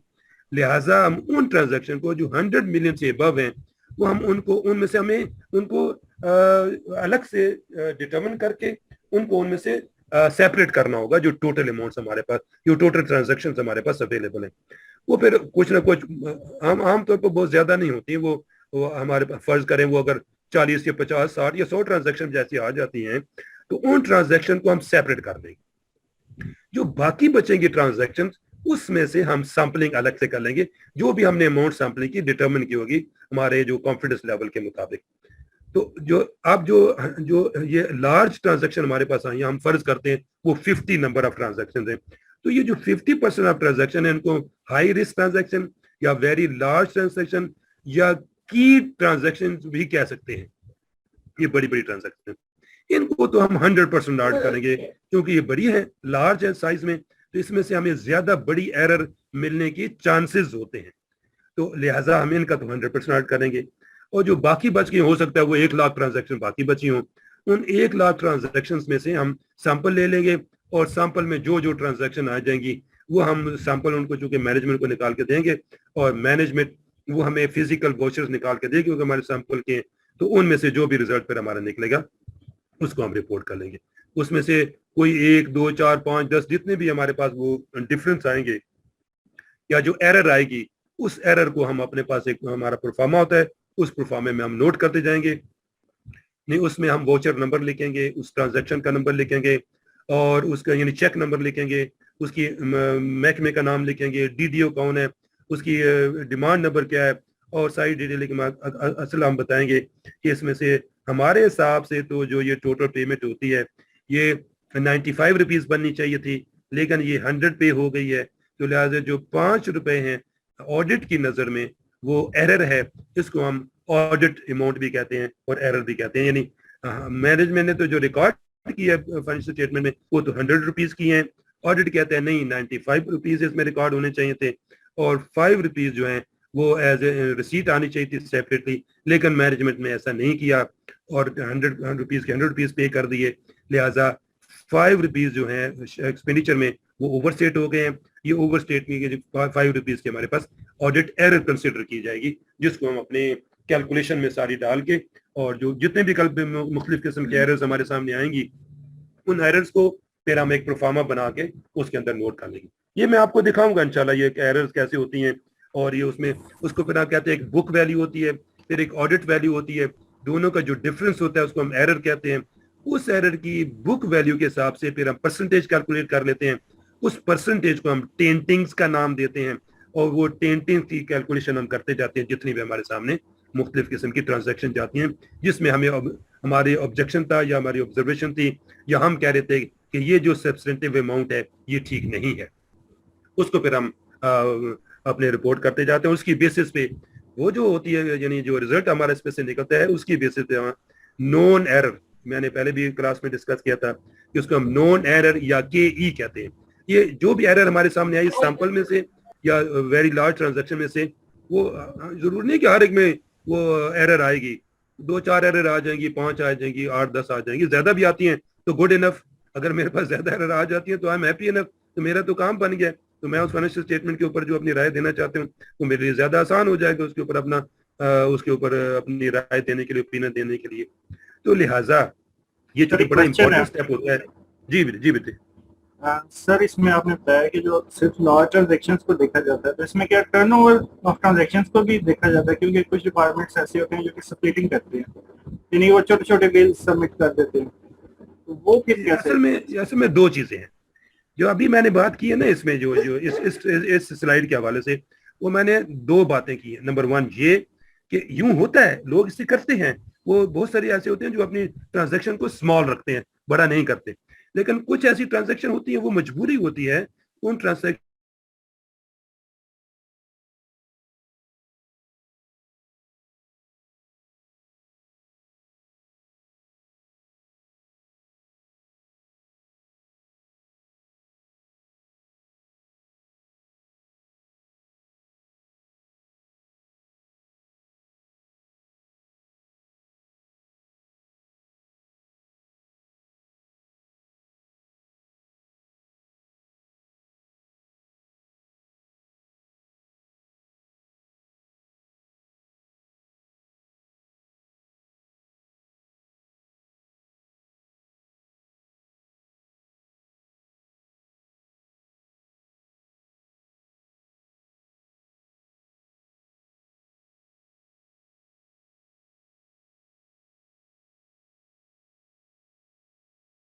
Recording in progress. ہوتی ہے اس میں زیادہ کرتے ہیں.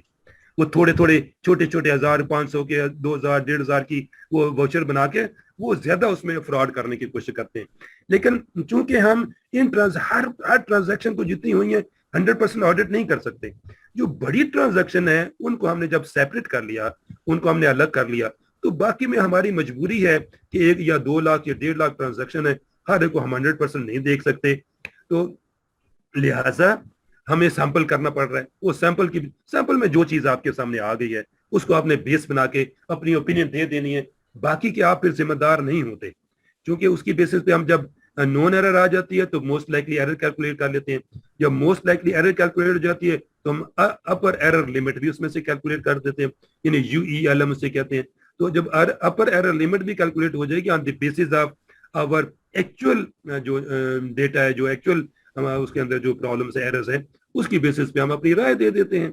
کیا آڈیٹر پھر کنسرن بھی یہ ہوتا ہے کہ جو میں نے جو سیمپل اور جو ویری لارج ٹرانزیکشن کو آڈٹ کیا ہے اس کا میں 100% رسپانسبل ہوں، میں نے سب کو ڈیٹیل سے دیکھ لیا ہے، اس میں کوئی پرابلم نہیں ہے. ٹھیک ہے، ایز این آڈیٹر کوئی خامیاں کوتاہیاں رہ سکتی ہیں، کوئی چیز آڈیٹر کے ہاتھ سے نکل بھی سکتی ہے جس کو ہم ڈیٹیکشن رسک کا نام بھی دے رہے ہوتے ہیں، وہ ڈیٹیکٹ نہیں کر سکا. لیکن پھر بھی میجارٹی ایسی ٹرانزیکشن کو جس کو ہم زیادہ بہتر طریقے سے دیکھ لیا ہوگا، اس کو ہم جو ڈیٹیکشن رسک کے حوالے سے ہم کیونکہ آڈٹ رسک میں اس میں ڈالیں گے. ابھی آڈٹ کا جو ہم آپ کے ماڈل کو ہم پڑھنے جا رہے ہیں اس میں ہم ان چیزوں کو دیکھیں گے کہ اس کے ساتھ کیا سلوک کیا جاتا ہے. اب جو چھوٹی ٹرانزیکشن ہوئی ہیں ان ٹرانزیکشن ہر ایک کو نہیں دیکھ سکتا، میرے پاس ٹائم بھی نہیں ہے اتنا میں ہر چھوٹی ٹرانزیکشن کو ڈیٹیل سے دیکھنا شروع کر دوں. اس لیے میں ایک لارج لیول پہ، ایک بڑے لیول پہ سبسٹینٹیو ٹیسٹنگ کر کے اس کا رزلٹ میں مینجمنٹ کو اور اپنی مینجمنٹ کو بتا دیتا ہوں کہ میرے رزلٹ تو یہ ہے جی اس کے حوالے سے.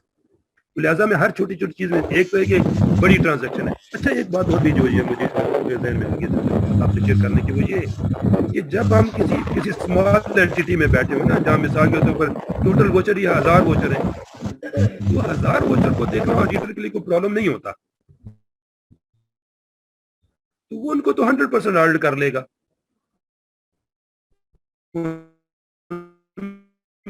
تو وہاں پہ اس کو نہ ویری لارج کی جی میرے پاس تو 1000 ووچر تھے، میں نے 1000 ووچر کا سب کا آڈٹ کر لیا، میرے پاس ٹائم تھا، میں نے بڑی ڈیٹیل سے ساری چیزوں کو چیک کر لیا ہے. تو وہاں تو یہ ختم ہو جائے گا. وہاں اگر چھوٹی ٹرانزیکشن بھی تھی وہ 1000 2000 کی 1500 کی 3000 کی جس میں کوئی فراڈ وہ بھی اس کے سامنے آ جائے گی، اور ان کو چونکہ 100% آڈٹ کر لے گا، وہ دیکھ لے گا کہ کہاں پہ پرابلم ہوا. جو آپ کا ایک بڑا امپورٹنٹ سوال ہے، چونکہ یہ فراڈ ڈیٹیکٹ نہیں کر سکے گا، یہ ممکن ہے نا، کیونکہ ایز این آڈیٹر جو اس نے اپنے جو سبسٹینٹیو ٹیسٹ کے لیے جو پروسیجرز اس نے بنائے ہوئے ہیں وہ ہر ٹرانزیکشن میں شاید فٹ نہ آ سکیں گے. ہر ٹرانزیکشن کو وہ اچھے طریقے سے شاید دوسرا سے کیپچر نہ کر سکے پراپر طریقے سے جہاں پہ فراڈ ہوا ہے. تو لہٰذا ہم نے فراڈ کی جب ڈیفینیشن پڑھی تھی پچھلی کلاس میں، ہم نے کہا تھا کہ وہ جو سبسٹینٹیو ٹیسٹنگ ہے اس کے اوپر تو آڈیٹر کی رسپانسبلٹی ہے. ہاں اگر ڈیورنگ ایگزیکیوشن کو اسے پتہ چل جاتا کہ کسی ایریا میں فراڈ ہوا تو اس فراڈ کو وہ ڈیٹیل سے انسپیکٹ کرے گا, ڈسکس کرے گا, اس کی ایویلیوشن کرے گا, اس کو ڈیٹیل سے دیکھے گا, ان ٹرانزیکشن کا آڈٹ بھی ڈیٹیل سے کرے گا. لیکن پھر بات یہ ہو جائے گی جو باقی رہ گئی ہیں وہ اس کی ذمہ داری نہیں بنتی. اس میں اگر کوئی سبسیکوینٹلی کوئی چیز نظر آتی ہے تو آتی رہے, وہ کہے گا جی میں نے تو یہ 240 یا 340 ووچر کا میرا سیمپلنگ بنا تھا, سیمپل بنتا تھا, اس سیمپل کو میں نے ڈیٹیل سے ڈسکس کر لیا ہے, now I am responsible for that sample. اب جو بڑی ٹرانزیکشن, بہت زیادہ نمبر آف ٹرانزیکشن میں تو میں نہیں کر سکتا. اس لیے اب دیکھیں, اچھا اس میں ایک اور بات بھی میرے پاس ذہن میں آ رہی ہے کہ اب ہر جگہ ہم فورینسک آڈٹ نہیں کر سکتے. اب فورینسک آڈٹ چونکہ یہ ہوتا ہے کہ اب ہر ٹرانزیکشن کی ڈیٹیل میں جا رہے ہوتے ہیں, اس کو آپ فالو اپ کرتے ہیں right from origination of the transaction to the finalisation of that transaction into the financial statements. آپ اس حد تک جا رہے ہوتے ہیں. اب ہر ایک ٹرانزیکشن کو اس طرح سے آپ کرنے بیٹھ جائیں گے, آپ کے لیے پرابلم ہوگا. تو فورینسک آڈٹ کرنے کا اگر کہا جائے گا تو پھر تو آپ 100% آڈٹ کریں گے ہر ٹرانزیکشن کا. اگر آپ صرف سرٹیفکیشن کر رہے ہیں تو سرٹیفکیشن کی جو بیسک ریکوائرمنٹ ہے وہ یہی ہے کہ آپ اگر بہت زیادہ ٹرانزیکشن ہے تو آپ اس میں سے سیمپل کریں, اور اس میں سے جو لارج یا ہائی رسک جو ٹرانزیکشن ہیں, جو کی ٹرانزیکشنز ہیں, ان کو آپ سیپریٹ کر لیں. جو کہ لارج ٹرانزیکشن ہے ان کا 100% کر لیں, اور سیمپل جو آیا اس سیمپل کا 100% کر لیں. تو جو آپ کا رزلٹ آتا ہے وہ ایکسیپٹیبل ہوگا. انٹرنیشنلی جو پریکٹس ہے وہ یہی ہے, تو لہٰذا وہاں پریشان ہونے کی ضرورت نہیں ہے. ٹھیک ہے جی سر اگر ایرر جو ہے رائٹ سر. جی بولے. سر اگر ایرر جو ہے وہ مٹیریلٹی اماؤنٹ سے زیادہ ہو گیا ہے. جی بالکل ٹھیک ہے, تو ٹھیک ہے, ٹھیک ہے, بڑا اچھا کوشچن آپ کا, بالکل ٹھیک ہے, گڈ.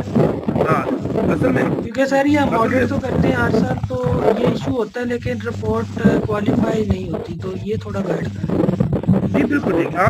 آپ میں جواب دیتا ہوں. بات یہ ہے کہ جب ہم آڈٹ کر رہے ہوتے ہیں نا, سیمپل کا بھی جب ہم کرتے ہیں تو یہ ممکن ہے, یہ بہت زیادہ ممکن ہے کہ جو ہماری ایررز ہیں وہ ہماری مٹیریلٹی سے بڑھ جائیں. یہ ممکن ہے.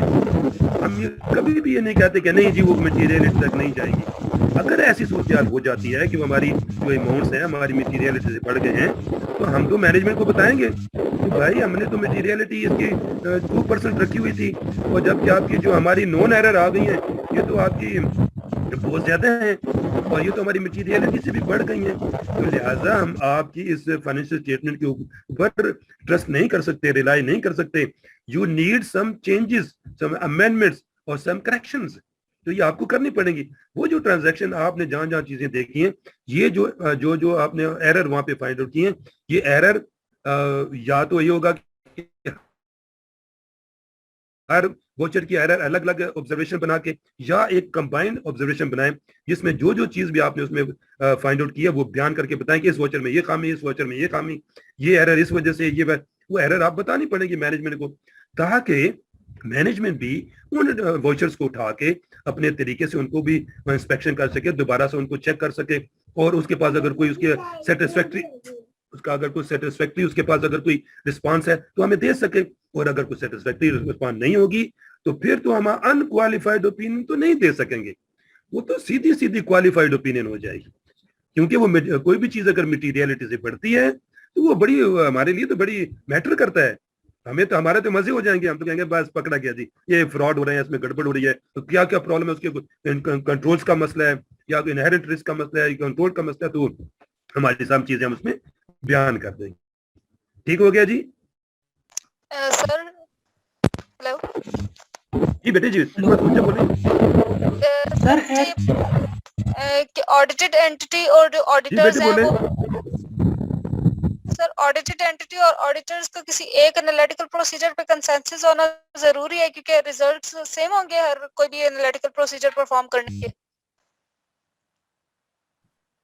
جی بالکل بیٹے, یہ کہ آپ نے ایک خاص قسم کا انالیٹیکل پروسیجر اڈاپٹ کرنا ہے اس فائنینشیل اسٹیٹمنٹ کے لیے, اس سال کے اس کی بیسس پہ کرنی ہے. یہ نہیں کہ ایک آپ کچھ کریں مختلف کا کچھ کریں. یہ ضرور ہو سکتا ہے کہ اگر آپ ڈفرینٹ اینٹیز کا آڈٹ کر رہے ہیں, ڈفرینٹ اینٹیز کے حوالے سے ان کی اسٹیٹس ڈفرینٹ ہو سکتی ہے. کہیں پہ صرف ایکسپینڈیچر ہو سکتا ہے, کہیں پہ ریونیو بھی ہو سکتا ہے, اور کہیں پہ ریونیو اور ایکسپینڈیچر دونوں ہو سکتے ہیں. تو اب یہ ڈیپینڈ کرے گا کہ وہ کس ٹائپ کی آرگنائزیشن ہے, وہ اینٹی کیا ہے. क्योंकि हमने शुरू में ये पढ़ा कि उस एंटिटी के बारे में मुझे उस एंटिटी के बिजनेस को, उसके ऑपरेशंस को, उसकी ट्रांजैक्शंस को मुझे पहले समझना होगा कि वहां पे किस किस्म की ट्रांजैक्शन एग्जीक्यूट होती हैं।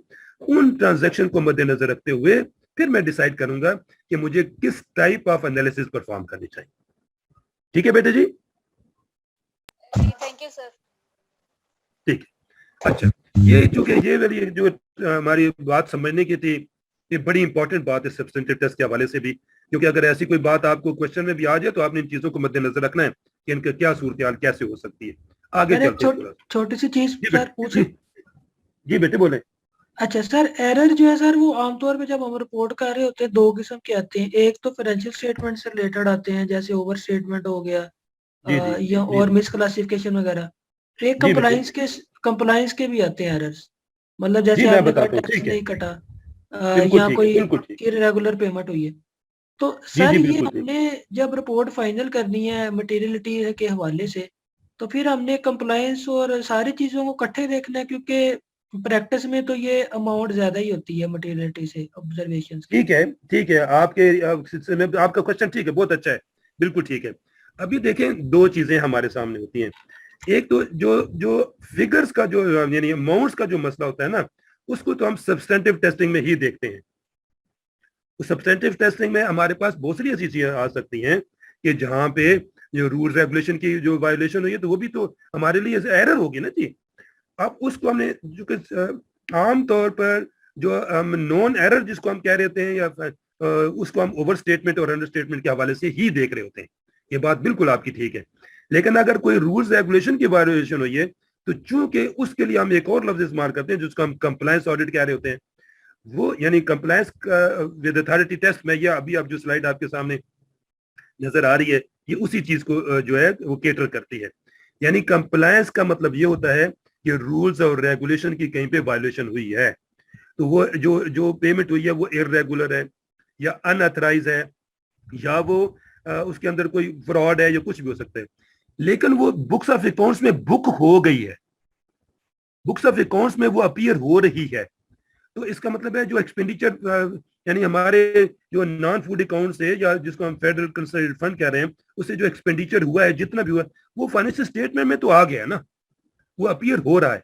अब वो जो एक्सपेंडिचर है उसमें कोई रूल रेगुलेशन की जो प्रॉब्लम्स है वो कंप्लायंस विद अथॉरिटी ऑडिट का यानी कम करते हुए हम एक उसकी भी ऑब्जर्वेशन बनाएंगे कि ये वाली जो पेमेंट हुई है इसमें इस रूल की वायोलेशन हुई है, या हम अलग से उसको कैलकुलेट करके बताएंगे। लेकिन इस वाली अमाउंट को हम जब कैलकुलेशन कर रहे होते हैं जाके अपनी नॉन एरर की और एमएलए की, वहां पर इसको हम नहीं डालते, इस वाली अमाउंट को वहां पे हम नहीं डालते। इसलिए कि अगर ये डालेंगे फिर तो मेरे ख्याल है 2-4 ट्रांजैक्शन में सारा काम खत्म हो जाएगा। तो चूंकि वहां पे तो रूल रेगुलेशन की वायोलेशन एक और चीज है, और फाइनेंशियल स्टेटमेंट के जो बैलेंसेस हैं और जो एक्सपेंडिचर वहां पे बुक होना चाहिए वो हुआ है कि नहीं, वो एक डिफरेंट चीज है। इसलिए दोनों चीजों को जब हम रिपोर्ट करेंगे तो जो नॉन एरर आई है उसके एक अलग से हमारा सिस्टम बनाया जाता है, और जो रूल रेगुलेशन की जो वायलेशन ऑब्जर्वेशन है उनको अलग से डिटरमिन करके बताया जाता है कि ये वाली जो है रूल रेगुलेशन की वायलेशन हुई है। हाँ, अलबत्ता ये जरूर होता है कि ओवर स्टेटमेंट और अंडर स्टेटमेंट को तो हमने डिटेल से बता के कैलकुलेशन करके बताना होता है कि इसमें क्या फर्क बना है, कि इसमें जो ओवर स्टेटमेंट है या अंडर स्टेटमेंट तो क्या इसकी सूरत हाल बनी, इसकी वजह से क्या रिजल्ट आया हमारे पास, और हमारा जो कॉन्फिडेंस है इसके ऊपर, जो एश्योरेंस लेवल है वो कितना है इस फाइनेंशियल स्टेटमेंट के ऊपर। अलबत्ता जो इस किस्म की कंप्लायंस विद अथॉरिटी की जो ऑब्जर्वेशंस बन के आई हैं, उन ऑब्जर्वेशन को हम यूं भी करते हैं कि उसकी कैलकुलेशन में तो नहीं डालते, लेकिन जब ऑडिटर्स ओपिनियन होती है उसमें एम्फेसिस ऑफ मैटर के अंदर इन चीजों को हम डाल देते हैं। उसमें 1, 2, 3, 4, 5 जितनी भी हो सकती हैं वो हम एम्फेसिस ऑफ मैटर कहलाता है वो, कि यहाँ पे रूल रेगुलेशन की जो वायलेशन हो रही है वो ये है। लेकिन चूंकि ये सारा एक्सपेंडिचर बुक तो हुआ है ना, फाइनेंशियल स्टेटमेंट में अपीयर हो रहा है। फाइनेंशियल स्टेटमेंट ऐसा नहीं हम उसको उसमें से माइनस नहीं कर सकते कि फाइनेंशियल स्टेटमेंट से ये वाला एक्सपेंडिचर वो तो एक्चुअली हो चुका है, चेक इशू है उसके अगेंस्ट, और जो हमारी कैश थी वो उसके अगेंस्ट वो डिप्लीट हुई है और बंदों के पास पैसे चले भी गए हैं। उसमें रूल रेगुलेशन की वायलेशन का जो प्रॉब्लम है वो उसको हम एम्फेसिस ऑफ मैटर में डालें। ठीक हो गया जी? जी सर, अगर ज्यादा टाइम नहीं ले रहा सर, एक छोटी सी चीज क्लियर करनी थी सर। जी बेटे बोले। सर असल में सॉरी मैं असल में आजकल हम ऑडिट कर रहे आप हैं सलमान ऑफिस बोल रहे में। हैं? जी जी सलमान बात कर रहा हूँ सर। हाँ बेटे ठीक है ठीक है। सर सॉरी आजकल जरा ऑफिस में ऑडिट यही कर रहे हैं, इसलिए थोड़ी सी आपसे गाइडेंस इस सिलसिले में चाहिए नहीं थी। बोले बोले बोले। अच्छा सर, एक तो सर जो हम ये आपने जैसे बता दिया कि ओवर और अंडर स्टेट के इश्यूज आ गए, इसके अलावा सर जैसे मिसक्लासिफिकेशन निकलती है या बजट नहीं है, ये भी चीजें उसका पार्ट बनेंगी या कंप्लायंस में जाएंगी ये? ठीक है ना, ये एरर तो नहीं है ना मिसक्लासिफाई करना। ठीक यानी है। दो सूरतें हैं ना, मिसाल के तौर पर एक ग्रांट थी, उसके अंदर 4 किस्म के वो ऑब्जेक्ट हेड थे, वो किसी न किसी ऑब्जेक्ट हेड को बुक होनी थी। सही। वो A01 की बजाय A03 को बुक हो गई। जी यही जी बात है ना, मिसक्लासिफाई हो गई ना। जी जी एक्सपेंडिचर तो ठीक है ना, एक्सपेंडिचर पे तो होना था, वो इधर बुक हो गया उधर हो गया। टोटल जो एप्रोप्रिएशन है उसके ऊपर तो उसका एक्सपेंडिचर तो ठीक आ गया। सही सही। सिर्फ ये हुआ कि ये अमाउंट मिसक्लासिफाई हो गई है, इसको रेलेवेंट ऑब्जेक्ट हेड में जाना चाहिए था। मुझे एज एन एडिटर अगर ये चीज पता चल गई है और मैंने ये पकड़ ली है, तो मैंने इसकी ऑब्जर्वेशन बनानी है, बिल्कुल बनानी है। लेकिन ये एरर में नहीं जाएगी सलमान, जी जी इसको सर, एरर इसका नहीं मतलब कहेंगे। जी ये सर, इसका रूल मतलब ये अल्टीमेटली जो एरर निकलना है वो ये निकलना है कि ओवर स्टेट और अंडर स्टेटमेंट, इस पे मटेरियलिटी चेक करनी है। एक्चुअली हम इस चीज को देख रहे हैं कि वो ओवरस्टेट तो नहीं हो गई, अंडर स्टेट तो नहीं है। ये हमारी कैलकुलेशन के लिए हमें इस चीज की जरूरत है। बाकी जो चीजें हमारे सामने, क्योंकि हमने जब पढ़ा था ना कि जो इसके 5 एजर्शंस है हमारी फाइनेंशियल स्टेटमेंट के हवाले से, उसमें हमने एक बात ये भी पढ़ी थी कि जो जिसको हम कहते थे आर, जिसमें हम रेगुलेटरी, हमने उसमें पढ़ा था, यानी रूल्स और रेगुलेशन की जो वायलेशंस हैं वो अलग से हम बनाते हैं। ऐसा नहीं कि हम उसको छोड़ देते हैं और उसको हम जाने देते हैं, वो हमारी ऑब्जर्वेशन भी बनती है। सिर्फ फर्क ये होता है कि ये ऑब्जर्वेशन की जो कैलकुलेशन है वो हम उसमें नहीं डालते जब जो एरर में जा रही होती है, क्योंकि ये एरर नहीं है इस किस्म की। एक्चुअली जो बुक होना था एक्सपेंडिचर वो हुआ है। फाइनेंशियल स्टेटमेंट यानी कि जो बैलेंसेस दिखा रही है वो ठीक है, लेकिन इन बैलेंसेस के अंदर ये प्रॉब्लम्स हैं और ये प्रॉब्लम इस वजह से है, वो हम बयान कर देते हैं। अब अगर उसको हमारा ऑडिटर जनरल या हमारी जो QCC है, अगर वो ये कहती है नहीं नहीं, जो एरर के अलावा, जो ओवर स्टेटमेंट अंडर स्टेटमेंट के अलावा जो चीजें हैं वो भी आप उसमें डाल दें एरर में, तो वो तो हमें मतलब वो ओवर द स्टेटमेंट या अंडर स्टेटमेंट है नहीं ना। जी जी। तो इसलिए हम उसको अलग से बयान करेंगे, और सबसे बेहतर तरीका उसका ये होता है कि उसको मैटर ऑफ एम्फेसिस में ले जाए और वहां पे बयान करें। और ये जरूर करना चाहिए, ऐसी किस मैटर में डाल देते हैं और वहां पे अपनी जान भी और स्किन भी सेव कर लेते हैं कि हमने बयान कर दिया जनाब, आपको इसके ऊपर कोई एक्शन लेना चाहता है तो ले, नहीं लेना चाहते तो मर्जी है। सही सर। और जैसे अभी हम ये सब्सटेंटिव टेस्ट की बात कर रहे हैं, इस तरह टेस्ट ऑफ कंट्रोल जो है वो अगर सेम एंटिटी है हर साल उसी का कर रहे हैं तो उसका टेस्ट ऑफ कंट्रोल करने की जरूरत होती है कि नहीं? हाँ बिल्कुल, अच्छा ये भी आपका अच्छा क्वेश्चन है। बिल्कुल, असल में ऐसा है कि अगर आप 4-5 साल से मुसलसल एक एंटिटी का ऑडिट कर रहे हैं तो आपकी जो प्रोफेशनल स्किल होती है, जो इसी को तो हम प्रोफेशनल जजमेंट कह रहे होते हैं ना, कि आपका एक ट्रस्ट बिल्डअप हो जाता है उस एंटिटी के बारे में कि इसके जो कंट्रोल्स हैं ये ज्यादा बेहतर तरीके से काम कर रहे हैं।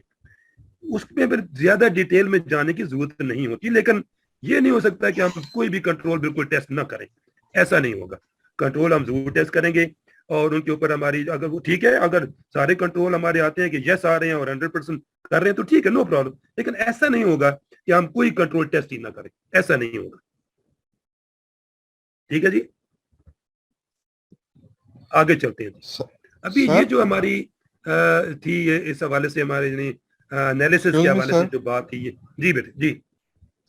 सर अगर एक हेड में मिसक्लासिफिकेशन हो गई है तो उसका इम्पैक्ट तो ये भी आएगा, एक हेड में ओवर स्टेटमेंट होगी और जिसमें उसे बुक होना चाहिए तो उसमें अंडर स्टेटमेंट होगी फाइनेंशियल स्टेटमेंट्स में। आपका पॉइंट ठीक है, लेकिन इसको यूं समझे, मैं दोबारा इसको रिपीट करता हूं। बात ये है कि ये जो पेमेंट हुई होगी ना किसी एक एप्रोप्रिएशन से, किसी एक डिमांड के अंदर है ना, किसी एक DDO के अंदर है, वो जो DDO का टोटल बजट है मिसाल के तौर पर वो 100 रुपीज है। उसमें 100 रुपीज में जो 20 रुपए हैं वो पे एंड लॉसेस के लिए हैं और जो 30 रुपए हैं वो प्रोक्योरमेंट के लिए थे।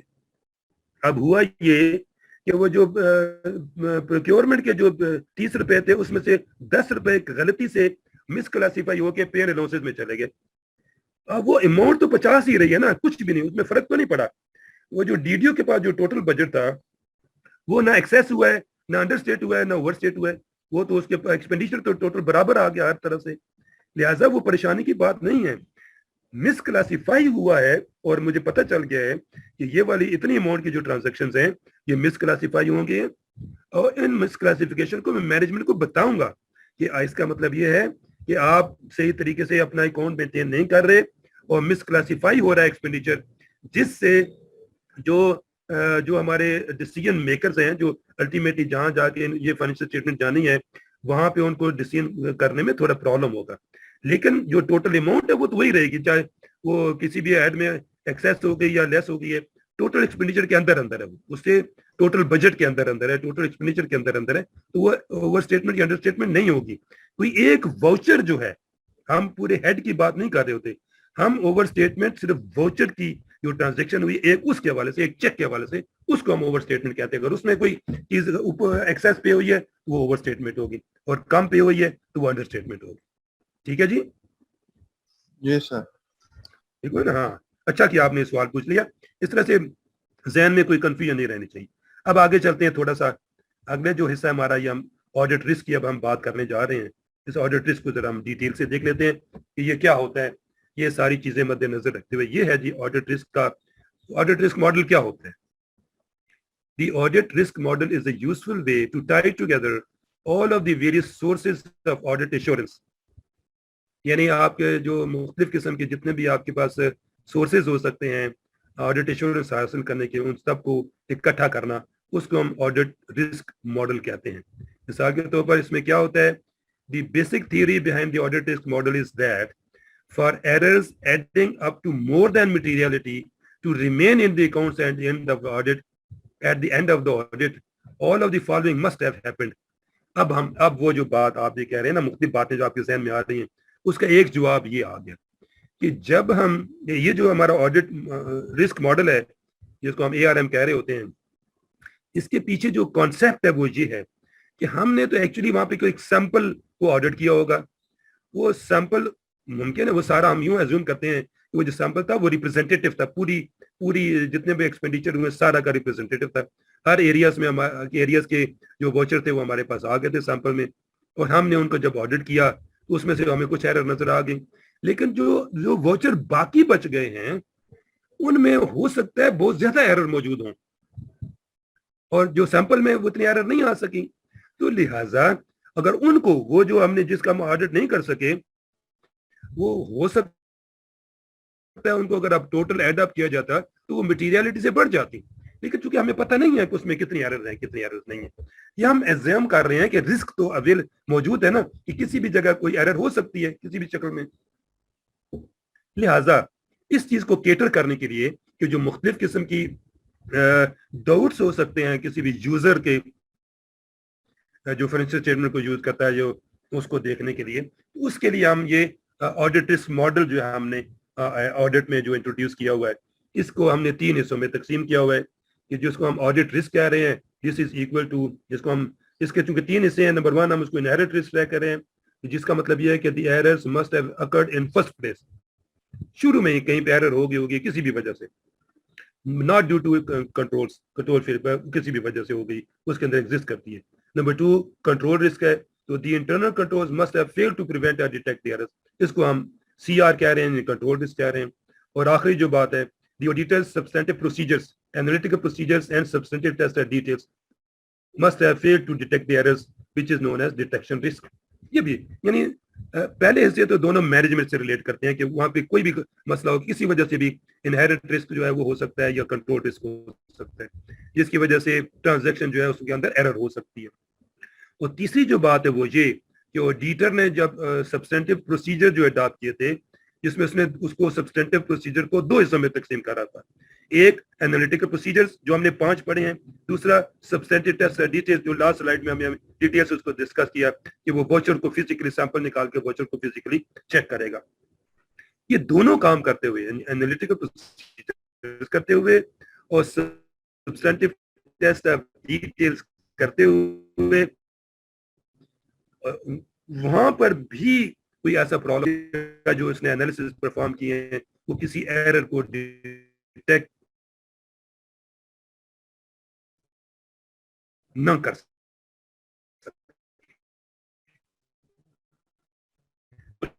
تینوں چیزوں ہم نے مد جو جز ہیں آئی آر, سی آر اور D R, inherent risk, control risk اور ڈیٹیکشن رسک, ان کو ہم کیسے آگے یوز کریں گے اس ماڈل میں. تو یہ آپ اس کے پیچھے تھوڑا سا یہ پڑھ لیں کہ جو پروبیبلٹی کی جو تھیوری ہے نا وہ کیا کہتی ہے. if two events are mutually exclusive, the occurrence of one is not affected by the occurrence or non-occurrence of the other, then the probability of both events occurring is the probability of the first event occurring times the probability of the second event occurring. یہ probability کا formula ہے جس میں یہ ہم اس کو کہتے ہیں کہ probability کیا ہو سکتی ہے. کوئی ایک بعض کا ایک ٹرانزیکشن دوسری ٹرانزیکشن کے ساتھ وہ اٹیچ ہوتی ہے, وہ آپس میں مطلب اگر ایک کہیں پہ خامی ہو رہی ہے تو وہ ایرر ہو رہی ہے تو بہت سی جگہ پہ جا کے افیکٹ کرے گی. اور اگر یہ بھی ہو سکتا ہے کہ ایک ایرر ایک جگہ تو وہ باقی چیزوں کا افیکٹ نہ کرے لیکن وہاں پہ وہ کور اپ ہو جائے اور پتہ بھی نہ چلے. تو پروبیبلٹی ہر قسم کی ہو سکتی ہے یعنی ایرر کے ایگزسٹ ہونے کی. لہٰذا ہم کیا کرتے ہیں, ہم یہ چیز اختیار کرتے ہیں. یہ جو سلائڈ ہے یہ ہماری بڑی امپورٹنٹ سلائڈ ہے. All of the events in paragraph as defined are mutually exclusive and all must occur before errors adding up to more than materiality remain in the accounts at the end of the audit. We therefore have the following formula. ایک minute اذان شروع ہوئی, میرے گھر سے بالکل قریب ہے, 2 منٹ کے لیے میں مائک میوٹ کر رہا ہوں, ہم بات سٹارٹ کرتے ہیں.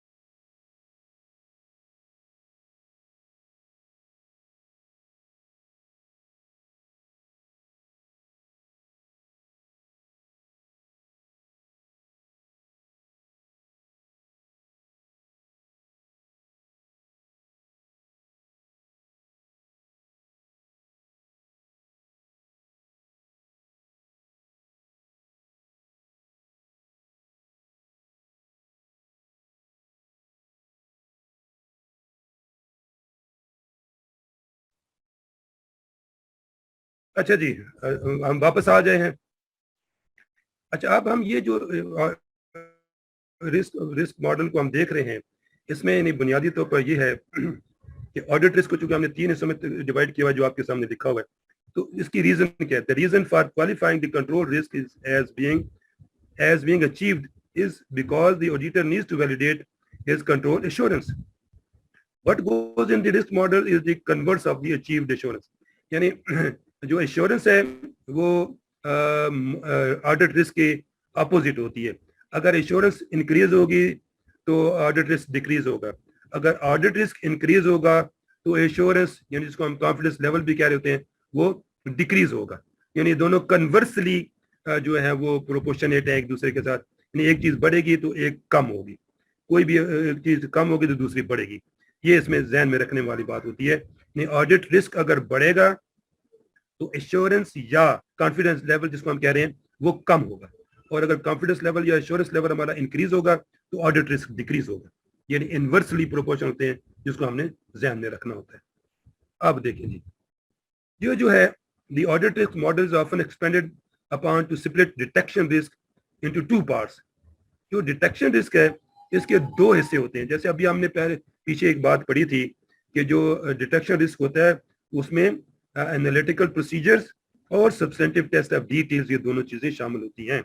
تو لہٰذا کیوں یہ analytical procedures are often effective and efficient at obtaining audit assurance. As a result, they should normally be performed on every audit. The assurance to be achieved from these procedures need to be reflected in the risk model, जहाँ जो assurance वहाँ से आती है तो वो यहाँ पे रिफ्लेक्ट होनी चाहिए कि उन एनालिटिकल प्रोसीजर्स में से कितना कॉन्फिडेंस लेवल आपको या एश्योरेंस लेवल आपको अचीव हुआ, वो परसेंटेज आपको यहाँ बतानी होती है.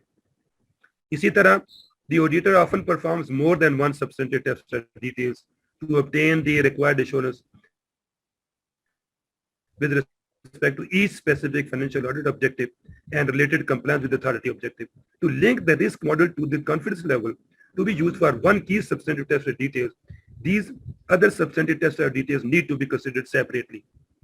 यानी दो बातें हो गई, एक तो ये है कि हम एनालिटिकल प्रोसीजर से हमें एश्योरेंस हासिल होती है, उसको हमने यूज करना है और देखना होगा कि उसको हम रिस्क मॉडल में कैसे प्रेजेंट करेंगे. दूसरा ये कि जो हमारी सब्सटेंटिव टेस्ट ऑफ डिटेल्स हैं उसको उसके ऊपर हम उसकी वजह से हमें जो एश्योरेंस लेवल अचीव हो सकता है या होना चाहिए वो हम ऑडिट टेस्ट में मेंशन करते हैं. वो कैसे करते हैं ये जरा देखें. ये वाली दोनों की चीजों को हमने सेपरेट करके इसमें हम लिख रहे हैं कि ये जो है ऑडिट टेस्ट का अगर जो DRS को दो हिस्सों में तकसीम कर दिया, OSPR और STDR में. अब OSPR क्या होती है? Other substantive procedures risk, OSPR. और STDR क्या है? Substantive test of details risk, यानी being the risk that one key substantive test of details will fail to detect material error. यानी आप OSPR में ये हुआ कि जो हमारे एनालिटिकल प्रोसीजर्स हैं and all substantive test of details expect one key substantive test of details will find to detect material error, will fail to detect material error. उसमें हम यूं कह रहे हैं कि हमारे जो प्रोसीजर्स होंगे उसमें से एक सब्सटेंटिव टेस्ट डिटेल्स ऐसा होगा जिसकी वजह से हम कोई ना कोई एरर फाइंड कर सकेंगे, बाकी सारे नहीं कर सकेंगे. जबकि दूसरे में हम ये कह रहे हैं कि कोई एक सब्सटेंटिव टेस्ट ऐसा होगा जो फेल होगा, बाकी हमारे लिए वो मटेरियल एरर डिटेक्ट करने में हमारे लिए मददगार साबित होंगे. इन दोनों को OSPR की और फिर STDR की एक परसेंटेज कैलकुलेट की जाती है, उसकी परसेंटेज को फिर CR और IR के साथ मल्टीप्लाई करके हमें अल्टीमेटली ऑडिट रिस्क जो है ऑडिट रिस्क कैलकुलेट करना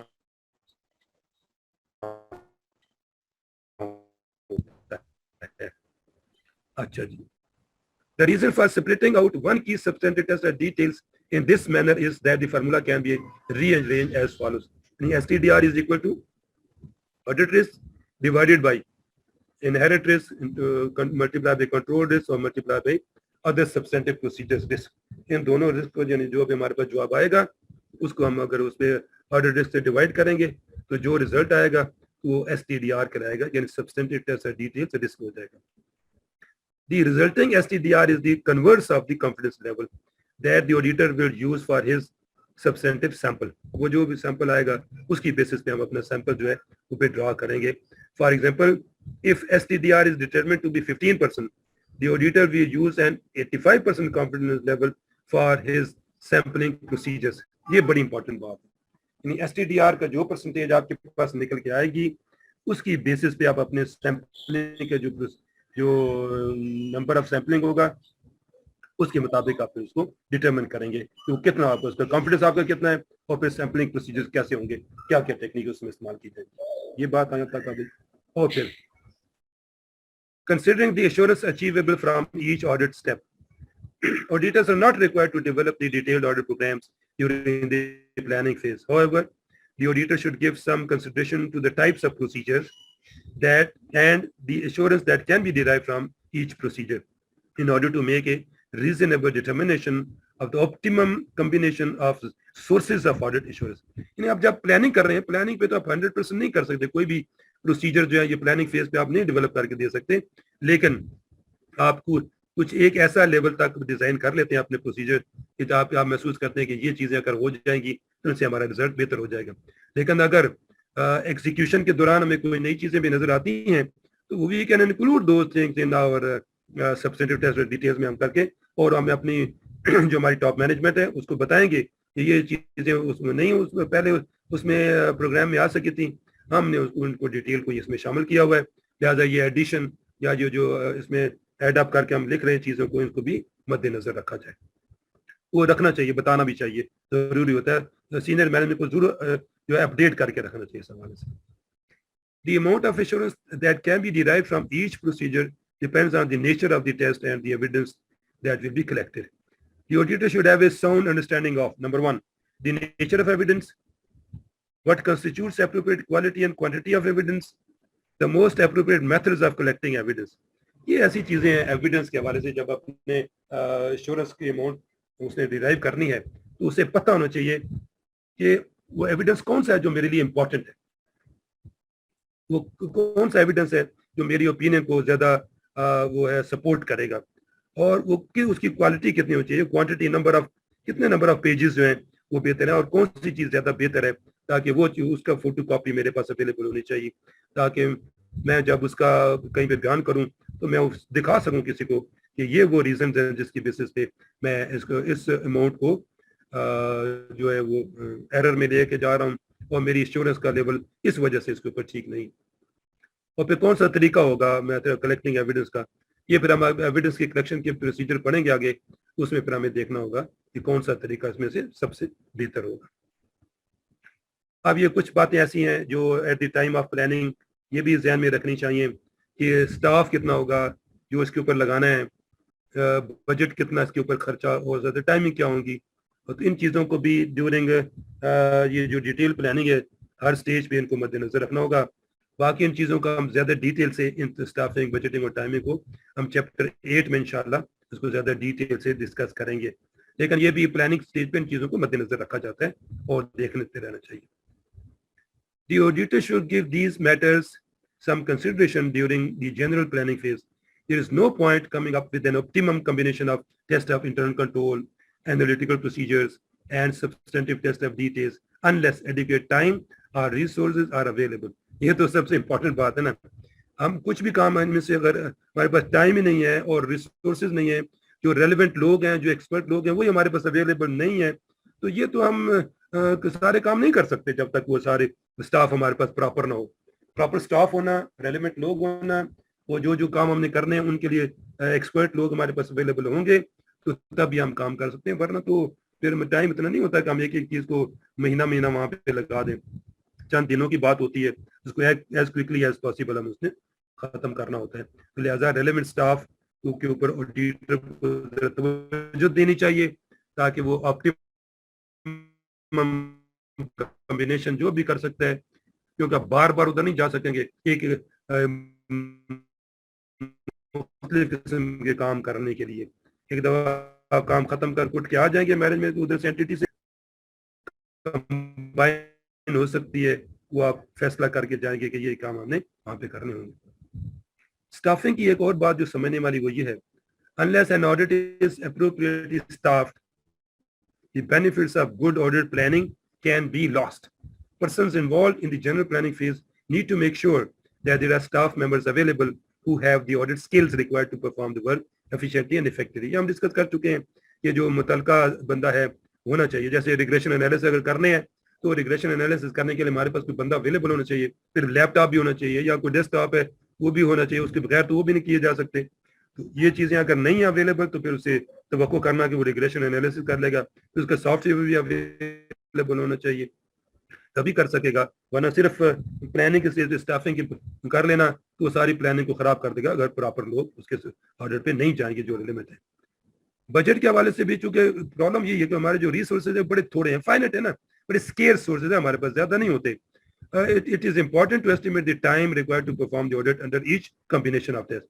جو بھی یعنی آپ انٹرنل کنٹرول کا کرنا ہے, سبسٹنٹیو ٹیسٹنگ کرنی ہے, انالیٹیکل پروسیجر کرنی ہے, وہاں جا کے جو بھی اس کو پھر آپ آپس میں ان سارے کو کمبائن کرنے کی کوشش کرتے ہیں تاکہ each financial audit will require a minimum amount of resources, تاکہ کم سے کم وہاں پہ ہمارے اخراجات ہوں اور جتنی جلدی ہو سکتا ہے اور جتنے ریکوائرڈ ریسورسز ہیں وہ ہم ایلوکیٹ کر سکیں اور اپنا جو ہم الٹیمیٹلی وہاں پہ جو ہم کام کرنا چاہتے ہیں. Since the resources required for compliance with the authority work can be more flexible than those required for financial certification, the director may have some scope for reallocating resources in response to certification audit demands.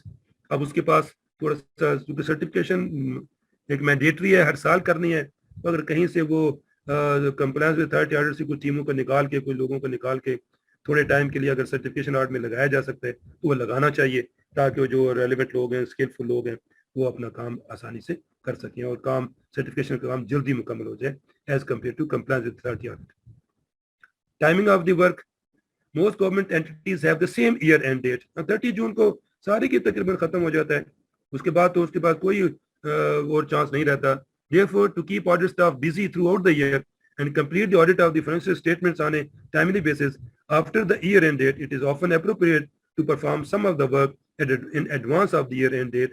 This should be taken into account when scheduling audit activities. یہ ذہن میں رکھنا چاہیے کہ اگر ہمیں کوئی ایسا کام ہے جو سال کے دوران کرنے کی ضرورت پڑتی ہے تو ہمیں سال کے دوران بھی کر لیں. جس کو ہم عام طور پر انٹرم آڈٹ کا نام دیتے ہیں, اگر وہ بھی کرنا پڑ جاتا ہے تو کر لیا جائے کہ اسٹاف اویلیبل ہے ابھی, یعنی فیلڈ میں کام نہیں کر رہے سب لوگ, وہ اسٹاف کو یوٹیلائزیشن کر لی جائے پراپر, تاکہ وہ کچھ جتنا کام ہو 5-6 مہینے کا اگر اکاؤنٹس ہو چکے ہیں تو جنوری میں کچھ بیٹھ کے ہم پچھلے 6 مہینے کو اچھی طرح سے وہ بندے لگا کے دیکھ سکتے ہیں, تاکہ باقی جو 6 مہینے ہوں گے ان کو نیکسٹ ٹائم جب ہمیں ٹائم ملے گا, جب ہماری فائنینشیل اسٹیٹمنٹ بن کے آ جائے گی تو اس کے بعد ہم اس کو دیکھ لیں گے.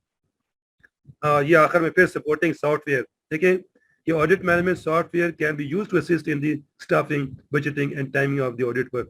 یہ ہمارا جو AMIS ہے, آڈٹ مینجمنٹ انفارمیشن سسٹم, اس کی ہم سافٹ ویئر کی بات کر رہے ہیں یہاں پہ, کہ اگر یہ ہوگا تو ہمیں, چونکہ اس میں یہ ایک پروویژن ہے کہ کون کون لوگ کس کس چیز کے ایکسپرٹ ہیں, وہ اس میں ہمیں پتہ ہوتا ہے, ساری ڈیٹیل اویلیبل ہوتی ہے, کیا کیا کوالیفیکیشن ہے, اور اس کا knowledge of rules and regulation کس کو بہتر ہے, اور کون سا سافٹ ویئر میں بہتر ہے, کون سے انالیسس بہتر طریقے سے پرفارم کر سکتا ہے. یہ AMIS کے اندر پھر لکھا جاتا ہے اور ڈالا جاتا ہے. وہاں سے پھر آسان ہو جائے گا, اگر AMIS ورکنگ کرنا شروع کر دیتا ہے تو وہاں سے ہمیں جو ریلیونٹ لوگ ہیں, جو اسکلفل لوگ ہیں, ان کو تلاش کرنا آسان ہو جائے گا, ان کو ٹائملی ہم پھر جہاں ان کو یوز کرنا ہے کر لیا کریں گے. اب ہم اس اسٹیج پہ پہنچ گئے ہیں جہاں پہ ہم کہہ رہے ہیں کہ reassessing the general planning decisions for individual audit.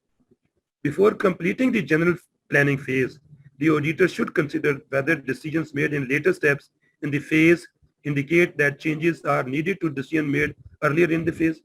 اب آخر میں جب فائنل آپ کی آ گئے آپ اس اسٹیج پہ کہ پلاننگ کرتے کرتے آپ پلاننگ کے آخر پہ پہنچ گئے, اگر کوئی چیزیں چینج کرنے کی ضرورت پڑتی ہے تو آڈیٹر کو دیکھنا چاہیے کہ کیا کیا چینجز ضروری ہو گئی ہیں. جو شروع میں جب سٹارٹ کی تھی پلاننگ تو وہ شاید نہیں کنسیڈر کر سکا تھا, اب جب آخر میں پہنچا تو اس کو بہت ساری چیزوں کو پتہ چل چکا ہے, تو اکارڈنگلی اس کی جو چینجز ہیں, جو انہیرنٹ رسک کی اسیسمنٹ ہے یا کنٹرول رسک کی اسیسمنٹ ہے یا ری اسٹیمیٹ کرنا ہے کچھ چیزوں کو, اور پھر کون سی ایکسپیکٹڈ ایگریگیٹ ایرر کی اماؤنٹ کتنی ہونی چاہیے, یہ پھر وہ ڈیسائیڈ کر لیتا ہے آخر میں آ کے اس کو جو ریلیونٹ چینجز ہیں وہ چینج کر لینی چاہیے. اسی طرح کہ وہ اگر اسٹافنگ میں جو ہے وہ یہ ٹائمنگ کا کوئی پرابلم ہو رہا ہوگا, اس کی چیزوں کے بارے میں بھی وہ زیادہ بہتر پوزیشن میں ہوگا.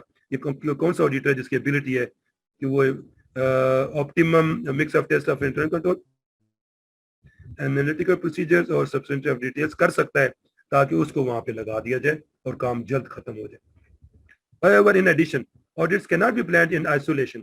یعنی ہر آڈٹ آئسولیشن میں نہ کریں. کوشش یہ ہوتی ہے کہ each audit directorate needs to consider how best to utilize all of its staff members on all of its audits in the most efficient and effective manner. Hare directorate کی یہ کوشش ہوتی ہے کہ اس کا جو اسٹاف اویلیبل ہے اس کے پاس, اس میں سے میکسیمم لوگوں کو زیادہ بہتر طریقے سے یوٹیلائز کیا جا سکے تاکہ ہمارا جو آؤٹ پٹ ہے وہ افیکٹو آؤٹ پٹ ہو. پھر planning decision should also be reassessed in later stages of the audit. ہاں, اگر کوئی planning decision from time to time subsequently change کرنے پڑتے ہیں تو ڈو اٹ. تو ری اسیس کرنے کی ضرورت پڑتی ہے تو ری اسیس کریں, اس میں کوئی پابندی نہیں کہ آپ نہیں ری اسیس کر سکتے, کیونکہ آپ جب پلاننگ اسٹیج میں آفس میں بیٹھ کے کوئی کام کر رہے ہیں تو بہت ساری چیزیں شاید آپ کے نالج میں نہیں تھیں جو آپ نہیں پلان کر سکے. جب فیلڈ میں جاتے ہیں تو کوئی چیزیں نہیں آ جاتی ہیں, لہٰذا ان نئی چیزوں کو کیٹر کرنے کے لیے بھی کوئی ایسے رسک ہو سکتے ہیں, تو پھر آپ اپنی پلاننگ ڈیسیژن کو چینج کرنے کی ضرورت پڑتی ہے, تو اپنی سینئر مینجمنٹ کے نالج میں لا کر وہ چینج بھی کیے جا سکتے ہیں. ایک اور بڑی امپورٹنٹ بات پھر آگے جو ہمیں ذہن میں رکھنی ہے کہ ادر آڈیٹرز کے اوپر ریلائنس کہاں تک ہو سکتی ہے. اس میں جو a key factor to consider in the general planning phase is the extent to which the auditor can rely on the work of internal auditors. Reliance on internal auditors can affect the work required to update the understanding of the internal control structure. It will also likely affect the assessment of control risk. In addition, the ability to rely on internal auditors will likely affect the optimum mix of test of internal control, analytical procedures, and substantive test of detail. یعنی اس محکمے کا جس کا part کرنے جا رہے ہیں اس کے جو انٹرنل آڈیٹرز ہیں, جس کو انٹرنل چیک کے جو انٹرنل آڈٹ کا ایک فنکشن ہوتا ہے باقاعدہ, وہاں پہ کوئی ڈائریکٹریٹ بنے ہوتے ہیں, کچھ سیکشن بنے ہوتے ہیں, ان کے ساتھ بھی کوآپریشن کرنا چاہیے, ان کے ساتھ بیٹھ کے ڈسکس کرنا چاہیے, اور انہوں نے جو کام کیا اس کو بھی دیکھنا چاہیے اور اپنے جو کچھ ایشوز ہیں ان کے ساتھ ڈسکس کرنے چاہیے. اس سے ہمیں کام میں آسانی ہو جاتی ہے اور اپنی انڈرسٹینڈنگ ڈیولپ کرنا بھی انٹرنل کنٹرول کے اسٹرکچرز کے حوالے سے آسان, کیونکہ وہ لوگ اندر بیٹھے ہوتے ہیں جو پارٹ اینڈ پارسل ہوتے ہیں مینجمنٹ کا, ان کو بہت ساری چیزوں کی زیادہ بہتر طریقے سے سمجھ آ گئی ہوتی ہے, تو ہم ان کی مدد لے سکتے ہیں, اس میں کوئی پرابلم کی بات نہیں ہے. کیونکہ انٹرنل آڈیٹرز انڈیپینڈنٹ اپریزلز ہوتی ہے ود ان دیئر آرگنائزیشن ہوتی ہے, لہٰذا and they are part of the internal control structure also. اس لیے ہم کہتے ہیں the relationship between auditor office and the internal audit community should be one of cooperation and professional alliance. ہمیں ان کے اوپر اپنی پروفیشنل ریلائنس رکھنی چاہیے, کوآپریشن ہونا چاہیے ان کے ساتھ, تاکہ ان کی جو ایفرٹس ہوئی ہیں ان کو ہم اگر یوسیج کر سکتے ہیں اپنی آڈٹ ایکٹیویٹی کے دوران تو دیٹ از الاؤیبل. اس میں خدا نخواستہ کوئی چیٹنگ کی یا کوئی وہ ایسی نہیں بات کہ ہم اس کو کسی کیے ہوئے کام کو جو ہے وہ چوری کر کے تو اپنا حصہ بنا رہے ہیں, بلکہ ہم اس میں لکھ دیتے تھے کہ یہ جو کام تھا انٹرنل آڈٹ کی, جب ہماری ڈسکشن ہوئی تو وہاں پہ یہ چیزیں سامنے آئی تھی, یہ بھی ہم آپ کو بتا رہے ہیں. یعنی ہم اس کو فورجری نہیں کر رہے ہوتے, اب اپنے کسی کی محنت کو اپنے نام پہ نہیں ڈال رہے ہوتے, بلکہ ان کو بتاتے ہیں کہ ہمیں یہ چیزیں انٹرنل آڈٹ سے ملی ہیں. اس سے کیا ہو جائے گا کہ coordination of work can ensure adequate audit coverage while at the same time minimising duplicate efforts. تو ایک تو یہ ہے کہ ٹائم کم لگے گا اور آپ کی ایفرٹس ڈپلیکیٹ نہیں ہوں گی, اور آپ جلد اپنا جو آپ آبجیکٹیو اچیو کرنا چاہتے ہیں وہ آپ کا آبجیکٹیو اچیو ہو جائے گا. اس سے فائدہ ہوتا ہے. اب کچھ بالکل ہم یہ کوآرڈینیشن اور کوآپریشن اگر آپ کر رہے ہیں, each internal audit organisation can be enhanced by, کیسے انہانس کیا جاتا ہے؟ Number 1, auditor office and the internal audit unit coordinating their audit effort, which in turn requires each to have knowledge of the planned audit coverage of the other and to the extent possible to amend its plans to better coordinate the effort. ایک دوسرے کے ساتھ جب بیٹھ کے دونوں یعنی audit department اور انٹرنل آڈٹ بیٹھ کے آپس میں جب بات کریں گے تو دونوں کی جو کوریج ہونی آڈٹ کی وہ اس کے بارے میں بہتر طریقے سے آپ کر سکیں گے, اور اگر کوئی چیزیں امینڈمنٹ کرنے کی ضرورت پڑتی ہے پلانس کو, وہ بہتر طریقے سے پلان جو ہیں وہ امینڈمنٹ ہو سکتے ہیں. Number 2, having access to each other's audit programs and internal control questionnaires. ایک دوسرے کے کنٹرول ICQs اگر ایک دوسرے کو مل جاتے ہیں تو اس میں کوئی چینجز کرنے کی ضرورت پڑتی ہے تو آپ کر سکتے ہیں. انہوں نے اگر ان کو ضرورت پڑتی ہے تو وہ کر سکتے ہیں, ہمیں ضرورت پڑتی ہے تو ہم ایز این آڈیٹر کر سکتے ہیں. اسی طرح audit department having access to the working papers of the internal audit organisation. تو ہمیں اگر اس کے ورکنگ پیپر تک ایکسیس مل جاتی ہے تو اس میں ہمیں بھی فائدہ ہو جائے گا, ہم ان کو چیزوں کو پڑھ کے زیادہ ہمیں روشنی مل جائے گی اور ہم اپنے پلان جو ان کو اکارڈنگلی امینڈ کر سکیں گے. Having an exchange of audit reports and management letters. ہم اگر آڈٹ رپورٹ جو ہم بنائیں گے, جو انہوں نے بنائی ہیں اور جو ہم بنائیں گے, ایک دوسرے کے ساتھ شیئر کر سکتے ہیں, اور مینجمنٹ لیٹر بھی ایک دوسرے کے شیئر کر سکتے ہیں تاکہ ان کا کام بھی سامنے آ جائے اور ہمارا کام بھی سامنے آ جائے.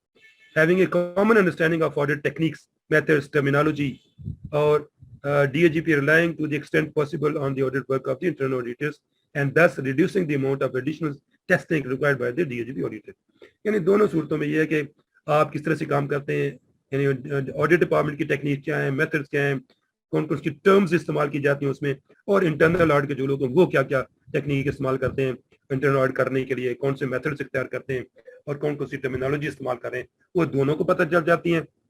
اور اس سے آڈٹ ڈپارٹمنٹ کا جو کام ہے اس کو زیادہ ایڈیشنل ٹیسٹنگ نہیں کرنی پڑتی اور تھوڑا ایفرٹ لگا کے بیٹر جو ہے ریزلٹس وہ اچیو کیا جا سکتے ہیں. اس طرح coordination of effort require that DAGP and the internal audit staff meet well before the commencement of specific audits to jointly plan their work for the following year. During these meetings, department could, for example, discuss areas where it would like to rely on the work of internal audit.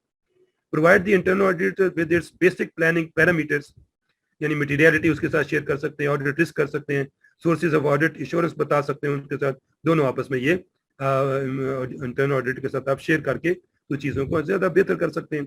Provide the internal auditors with an audit program, summary of unadjusted differences and other forms and checklists for the internal auditors to complete. ایسی چیز رہ جاتی ہے تو آپ اس کو دے دیں, وہ کمپلیٹ کرے, بعد میں ان چیزوں کو ٹھیک کر دے یا ٹھیک کر کے سائملٹینیسلی آڈٹ ڈپارٹمنٹ کو بتا دے کہ یہ ٹھیک ہو گیا جی کا. And discuss the timing of the work and any required deadline dates. اور ٹائمنگ اس کو بتا کے کوئی ڈیڈ لائن ہماری آپس میں دوسرے کا شیئر کر لی جاتی ہے تو پھر ہائر پورٹ ہو کے جاتا ہے اور ہم اپنی ڈیڈ لائن کو میٹ وتھ کر سکتے ہیں ایز این آڈیٹر. یہ یعنی آپس میں ایک دوسرے کوآپریشن کرنے کا جو فائدہ ہو جاتا ہے مجھے. One of the roles of internal audit is to provide management with an assessment of the adequacy and effectiveness of the internal control structure and the extent to which it can be relied upon. یعنی ایک بات یاد رکھنے کی internal audit جو ہے وہ management کو ہیلپ کرتا ہے یہ اسیس کرنے میں کہ جو ان کے انٹرنل کنٹرول سٹرکچر ہے وہ کتنا پراپر ہے اور کتنا افیکٹو ہے یہ اس کو بتا دیں گے تاکہ اس میں جو مینجمنٹ کو بتاتے رہتے ہیں تاکہ اگر کوئی ریلیونٹ چینجز کرنے کی ضرورت پڑتی ہے تو وہ انٹرنل آڈٹ کی وجہ سے مینجمنٹ کو چینجز کو کر لیتی ہے تاکہ کوئی ایررز یا کوئی فراڈ ان کو منیمائز کیا جا سکے. Auditors from audit should consult with the head of the internal audit organization to determine how much audit work internal audit has performed on the internal controls, and where possible the department auditors should rely on the work of internal audit. اور یہ تو ان کے head of the department سے مل لیں تو پھر یہ بھی دیکھ لیں کہ آڈیٹر جو ہمارے آڈیٹرز ہیں ان کو کتنا وہ ریلائی کر سکتے ہیں انٹرنل آڈٹ کے. وہ ساری ڈسکشن کے بعد اگر وہ بیفور ٹائم ایک دوسرے سے مل کے بات کر لیں گے پھر ان کو دونوں کو آسانی ہو جائے گی اس سارے کام کے لیے. لہٰذا اس کو ضروری ہے کہ آپس میں بیٹھ کے باتیں کر لیں. اچھا جی, just like any other control the units work needs to be tested before it can be relied upon. جو انٹرنل آڈٹ جو کام کر رہا ہے نا اس کے ٹیسٹ کرنا ضروری ہے تاکہ DAGP auditor should consider examining the systems and procedures that the internal audit unit has in place to ensure that its work is performed to the required standards. These systems and procedures would include the unit's quality assurance procedures, hiring policies, and training program.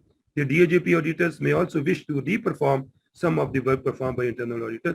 یعنی وہ internal audit کے ساتھ جب آپ یہ سارے کام کر لیں گے تو آپ کو پتہ چل جائے گا وہ کون سے پروسیجر کر رہے ہیں تو ہم نے کون سے پروسیجر کرنے ہیں اور کون سی چیزوں کو ہم ری پرفارم کرنا چاہیے اور کون سے نہیں کرنا چاہیے. ان کی ٹریننگ کیا ہے, ان کی پالیسیز کیا ہیں, وہ ہائرنگ کیسے کرتے ہیں لوگوں کو, اور کوالٹی کیسی ہو سکتی ہے انشورنس کی پروسیجرز کی جو میں ان کے ساتھ ریلائی اپان کر سکتا ہوں. Sometimes the external auditors use internal auditors to perform some of the external audit work. In cases such as this, the internal auditors are effectively acting as members of the external audit team. Their work should be supervised and their files reviewed just like the work of any other member of the team. کبھی کبھی ایسا ہو سکتا ہے اور ہونا بھی چاہیے کہ ہم انٹرنل آڈٹ کو اپنے ساتھ ملا کے کچھ کام ان سے بھی کروا لیں, لیکن ان کے کام کو پھر سپروائز کرنا پراپر طریقے سے اور یہ ضروری ہوگا تاکہ وہ ایسی چیز نہ ہو کہ جو وہ مس کر دیں اور ہمیں بعد میں پرابلم. اب یہ ایک اور چیز بڑی امپورٹنٹ ہے جی کہ application to government wide audit sample selection کی جو بات ہے. The auditor uses one overall materiality amount for the audit and do not need to allocate it to each grant, component or location, etc. یعنی materiality ایک دفعہ decide کر لی تو سب کے لیے استعمال ہوگی, ہر گرانٹ کے لیے الگ الگ میٹیریلٹی کی کیلکولیٹ کو ڈیٹرمن کرنے کی ضرورت نہیں ہوگی. This one overall materiality amount is used when determining minimum sample sizes for the audit of each component, each specific financial audit objective and related compliance with authority objective. This is not to limit the discretion of DAGP to perform more rigorous sampling as it sees fit, especially for compliance with authority audit work.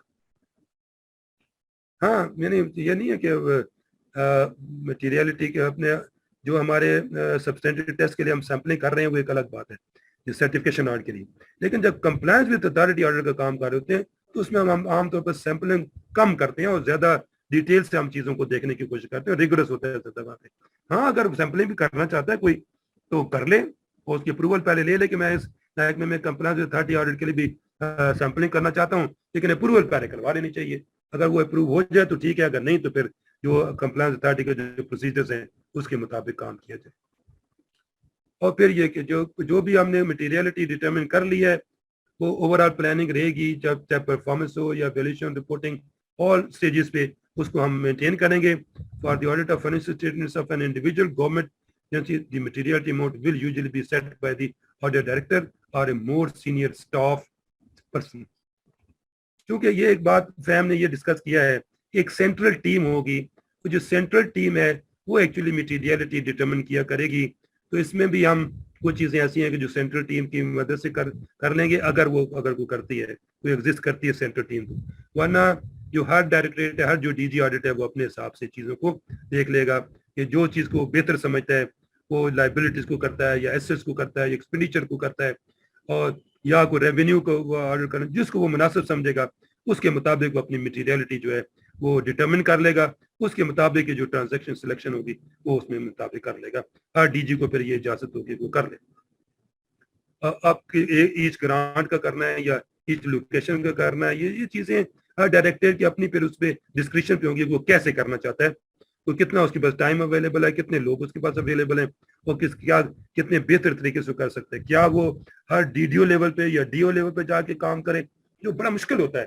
Hare D D O level پہ جا کے کام کرنا بہت مشکل ہوتا ہے، ہزاروں میں ہے، 5-6 ہزار، مطلب ایک لوکیشن پہ اتنے ڈی ڈی اوز ہیں، کوئی کراچی میں ہے، کوئی لاہور میں ہے، کوئی پشاور میں، کوئٹہ میں، گلگت میں، اسلام آباد میں، ہر جگہ ڈی ڈی اوز ہیں. تو کہاں آپ ہر ڈی ڈی او کے پاس جا کے نہیں کر سکتے، لہٰذا کوئی نہ ایک سیمپلنگ ٹیکنیکس تو آپ استعمال کرنی پڑے گی. وہ آپ ڈیپینڈ کرے گا کہ آپ کیسی کرتے ہیں اور کس طرح سے اس کو اپروول دیتے ہیں. However, for the audit of the federal government, a province or a district, the auditor is again using a single materiality amount for each audit entity, and that amount is based on the assets, liabilities, revenues or expenditure of that entity as a whole, not each of the sub-entities, such as ministry or department within the auditor. In ایک federal government پہ ایک ہم materiality but determine کریں گے، ہر ایک الگ الگ نہیں کریں گے. Therefore, it is possible that sampling techniques will not select audit items from some of the smaller sub-entities. ٹھیک ہے، ظاہر ہے کوئی ضرور نہیں ہے کہ ہر ڈی ڈی او کی یا ہر جو ڈی او ایس کی کوئی ٹرانزیکشن سیمپل میں آ جائے گی، کوئی بات نہیں، کیونکہ ہم ایک بڑے اسپیکٹرم پہ کام کر رہے ہیں، بڑے لیول پہ فیڈرل گورنمنٹ کے یا پروونشل گورنمنٹ کے لیول پہ کام کریں تو بڑا کام ہے. تو اس میں اگر کوئی تھوڑا بہت اسمال انسگنیفیکنٹ کچھ چیزیں ہوتی ہیں تو ہمیں پریشان ہونے کی اس کے حوالے سے کوئی ضرورت نہیں ہے. However, with direction from DAGP, auditors have the freedom to extend the scope of your audit to extend audit coverage to as many sub-entities as deemed appropriate, and the coverage within each sub-entity, even 100% sampling, is also discretionary. یہ کون ہے جی؟ اورنگزیب صاحب یہ کیا کر رہے ہیں یہاں پہ؟ آپ اس کو ذرا اوائڈ کریں یہ لائنیں لگانے سے سر پلیز. آپ ایسے ڈسٹریکٹ کر رہے ہیں ساری یہ انفارمیشن کو. اگر آپ کے پاس یہ فیسلٹی ہے تو اس کو ابھی نہ یوز کریں پلیز، بعد میں کر لیں جو آپ نے اس کو یوز کرنا ہے. اچھا جی. Auditors often accomplish this by developing a list of minimum procedures to be applied at specified sub-entities. جی سر سوری، میں اپنے لیے نوٹ کرا شاید تو سب کو ہوا ہے، سوری. ہاں یہ سب پیار ہیں بیٹے اس کو. Okay sir. ہاں اس کو دیکھ لیں کیونکہ میرے پاس یہ لائنیں لگی ہیں اور ہٹ نہیں رہی ہیں اور مسلسل پوری اسکرین کے اوپر وہ آ رہی ہیں. اب آپ نے 21/9/2021 لکھا ہے تو یہ میرے پاس اسکرین میں آ کے فکس ہو گیا، یہ ہٹ نہیں رہا یہاں سے. یا تو اس کو اریز کریں کسی طریقے سے، ٹھیک ہے، نو پرابلم. چلیں بس آپ ذرا خیال رکھیں نا کیونکہ سب لوگ دیکھ رہے ہیں نا، تو اس کو ذرا دیکھیں. اچھا جی. اب یہ بات ہے جو ہم یہ کہہ رہے ہیں کہ اگر کسی ٹائم پہ آڈٹ ڈپارٹمنٹ اور آڈیٹرز یہ سمجھتے ہیں کہ ہمیں اسکوپ کو انکریز کرنا چاہیے اور ہمیں زیادہ سب اینٹیز تک جانا چاہیے، اسمالر لیول پہ بھی جانا چاہیے، تو وہ جا سکتے ہیں. اس کی اپروول کروانی پڑے گی اور اس کی اپروول کر کے کسی بھی جگہ آپ جا سکتے ہیں. آپ کسی بھی پروونشل لیول پہ بھی جا کے آپ چیزوں کو جو اپنے ٹرانزیکشن ہے اس کے ڈی ڈی او لیول تک بھی جا کے آپ چیک کر سکتے ہیں. یہ کوئی ممنوع نہیں ہے، لیکن ڈیپینڈ کرے گا کہ آپ کے پاس جو مین پاور ہے وہ کتنی ہے اور ٹائم آپ کے پاس کتنا ہے اپنی فائنینشیل جو سرٹیفکیشن کا جو پروسیس ہے اس کو مکمل کرنے کے لیے. یہ کچھ پروسیجرز ہیں that can help identify additional areas where coverage would be useful. That include updating knowledge of the business by looking for new legislation, reviewing minutes of یعنی کوئی کسی محکمے کی کسی اینٹی کی نیو لیجسلیشن ہوئی ہے یا اس کے کوئی منٹس آف دا میٹنگ ہے، ان کو پڑھنے سے اور آپ اپنے ایڈیشنل ورک کو آئیڈینٹیفائی کر سکتے ہیں کہ یہاں پہ یہ چیزیں بھی دیکھنے والی ہیں جو ہمارے پاس پہلے نہیں تھی. اسی طرح reviewing the basic control environment, performing analytical procedures on each line item in the financial statement, including statement of appropriations, and exploring for significant events and transactions after the year-end cut-off date.